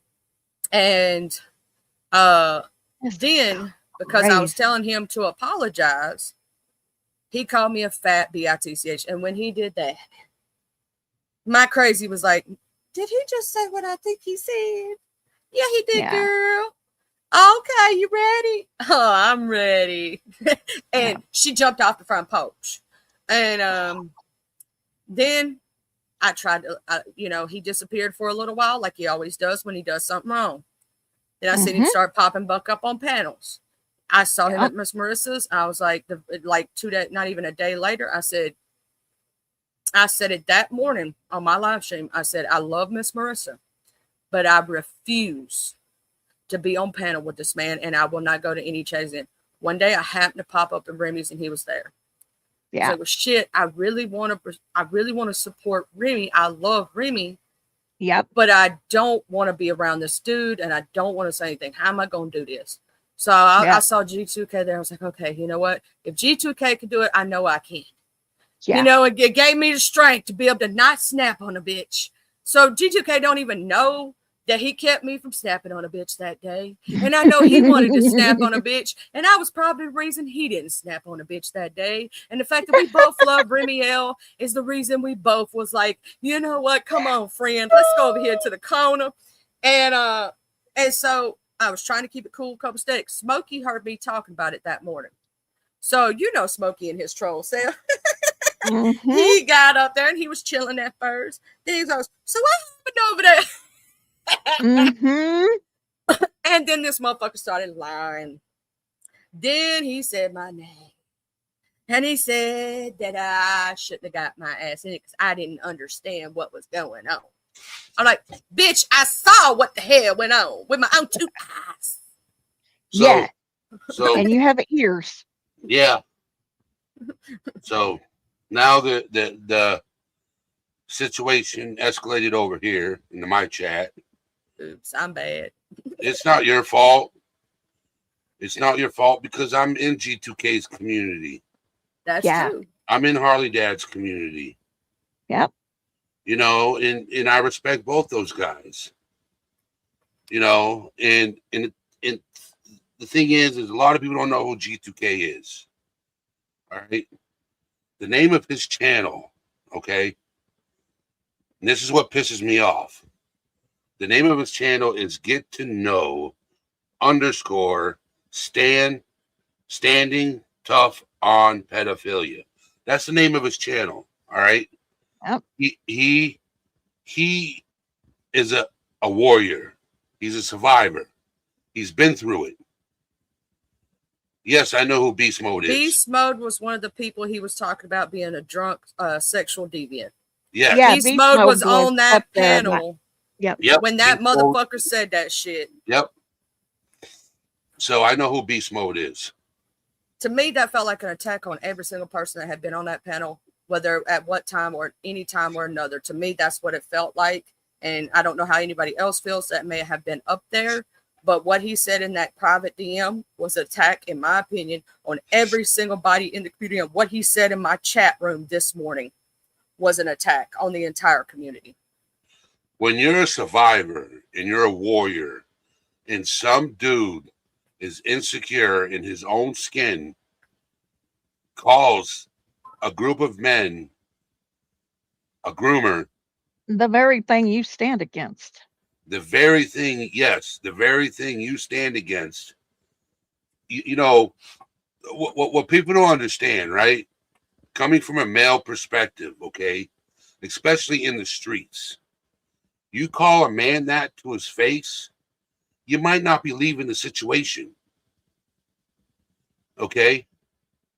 I'm just saying that out loud. You know what I'm saying? Yep. It's a fact. You know, especially when that's not what they are, and you're gonna that's a defamatory statement. Yeah. Okay. 100%. You know, it's just, oh my God, man. Like, why?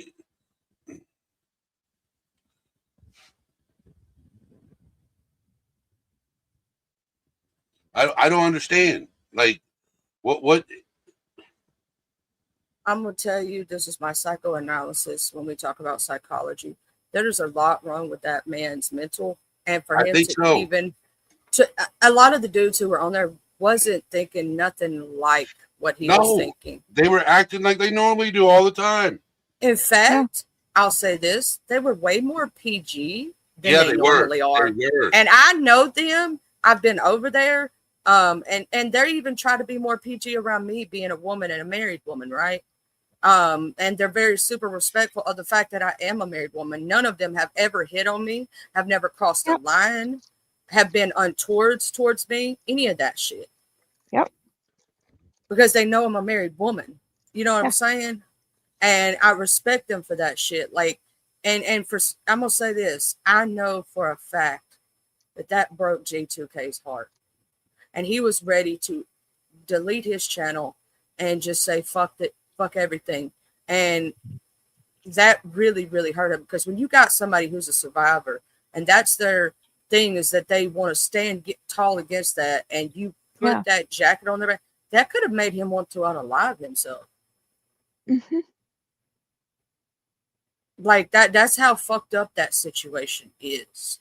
You know what I'm saying? Thank God he has such a strong support system in his wife and his children and so many people behind him who love him, because that could have went a whole nother ball game. That was fucked up.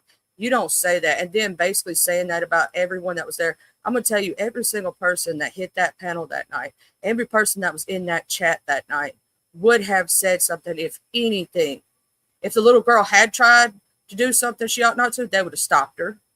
Yeah. You know what I'm saying? If something had been said untowards her, like something bad was said, like somebody had hit on her or said something sexual to her, everybody on that chat, in that panel, in that everywhere would have jumped that person like, oh, hell no, that's a kid. Yeah. You don't talk to her like that, because that's their little sister. They took her on as a little sister role, gave her a place to hang out where she could chill and get away from the mental strains of the world, because she almost unalived herself. What part of that do you not understand? Yep. What part of that do you not understand? They're giving her a place to laugh at stupid grown-ups. She's laughing at our dumb asses, which is good for her, because laughter is therapy. Yep. She seems like a really, really smart girl too. The fact that, she's already finished college, Yeah, and she's I was going on like to the military.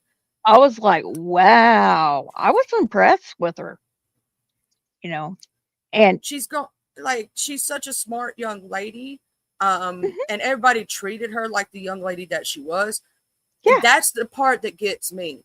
I could understand if, like you said, I when I went back, Miss Candy, and I watched the whole thing, if somebody had even made a remark that was not right or something, I could Yeah. understand. I didn't, But that there was was never nothing. said or done. So why the fuck are you spreading that false rumor? Why are you doing this? Yeah. What is your motivation behind this? Did you think that you heard something you didn't hear? If so, please go seek medical professional help, because when people are telling you the truth and you don't want to hear it, because facts don't care about your feelings. I'm going to tell you, my feelings would have been different if somebody did say something or do something. I would be on your side. That's what you don't understand, Wired. Even if I'm mad at you, I would have been on your side if you had been truthful about it, but you were not. Yep. That's why I showed the facts. I showed the truth. And just because it speaks against you, I don't care if I'm your best friend and I would lay down my life for you. If I find out you do some shit like that, I'm going to expose the fuck out of you. Point blank, period. I don't deal with it. I know G2K would do the same. I know Harley Dad would do the same. I know Remy L would do the same. I know every person in that chat and that was on that live, Mr. Well, the thing is, would do the same. Every single one of them would do the same. We would turn our backs on that person if they did some stuff like that. Yep. We would cuss them out. We would give them a chewing out. You know what I'm saying? We'd go, oh, no, Well, that it's don't like- go down. It's like whenever Amy come up there that night, oh, she was pissed. Oh, she was angry. She had every right to, because that's Yeah. wrong. She was pissed. I would never do that even to my worst enemy, much Yeah. less someone I claimed I'm cool with. Like, I wouldn't even do that to Wired. I wouldn't Yep. put that jacket on his back. I wouldn't do that.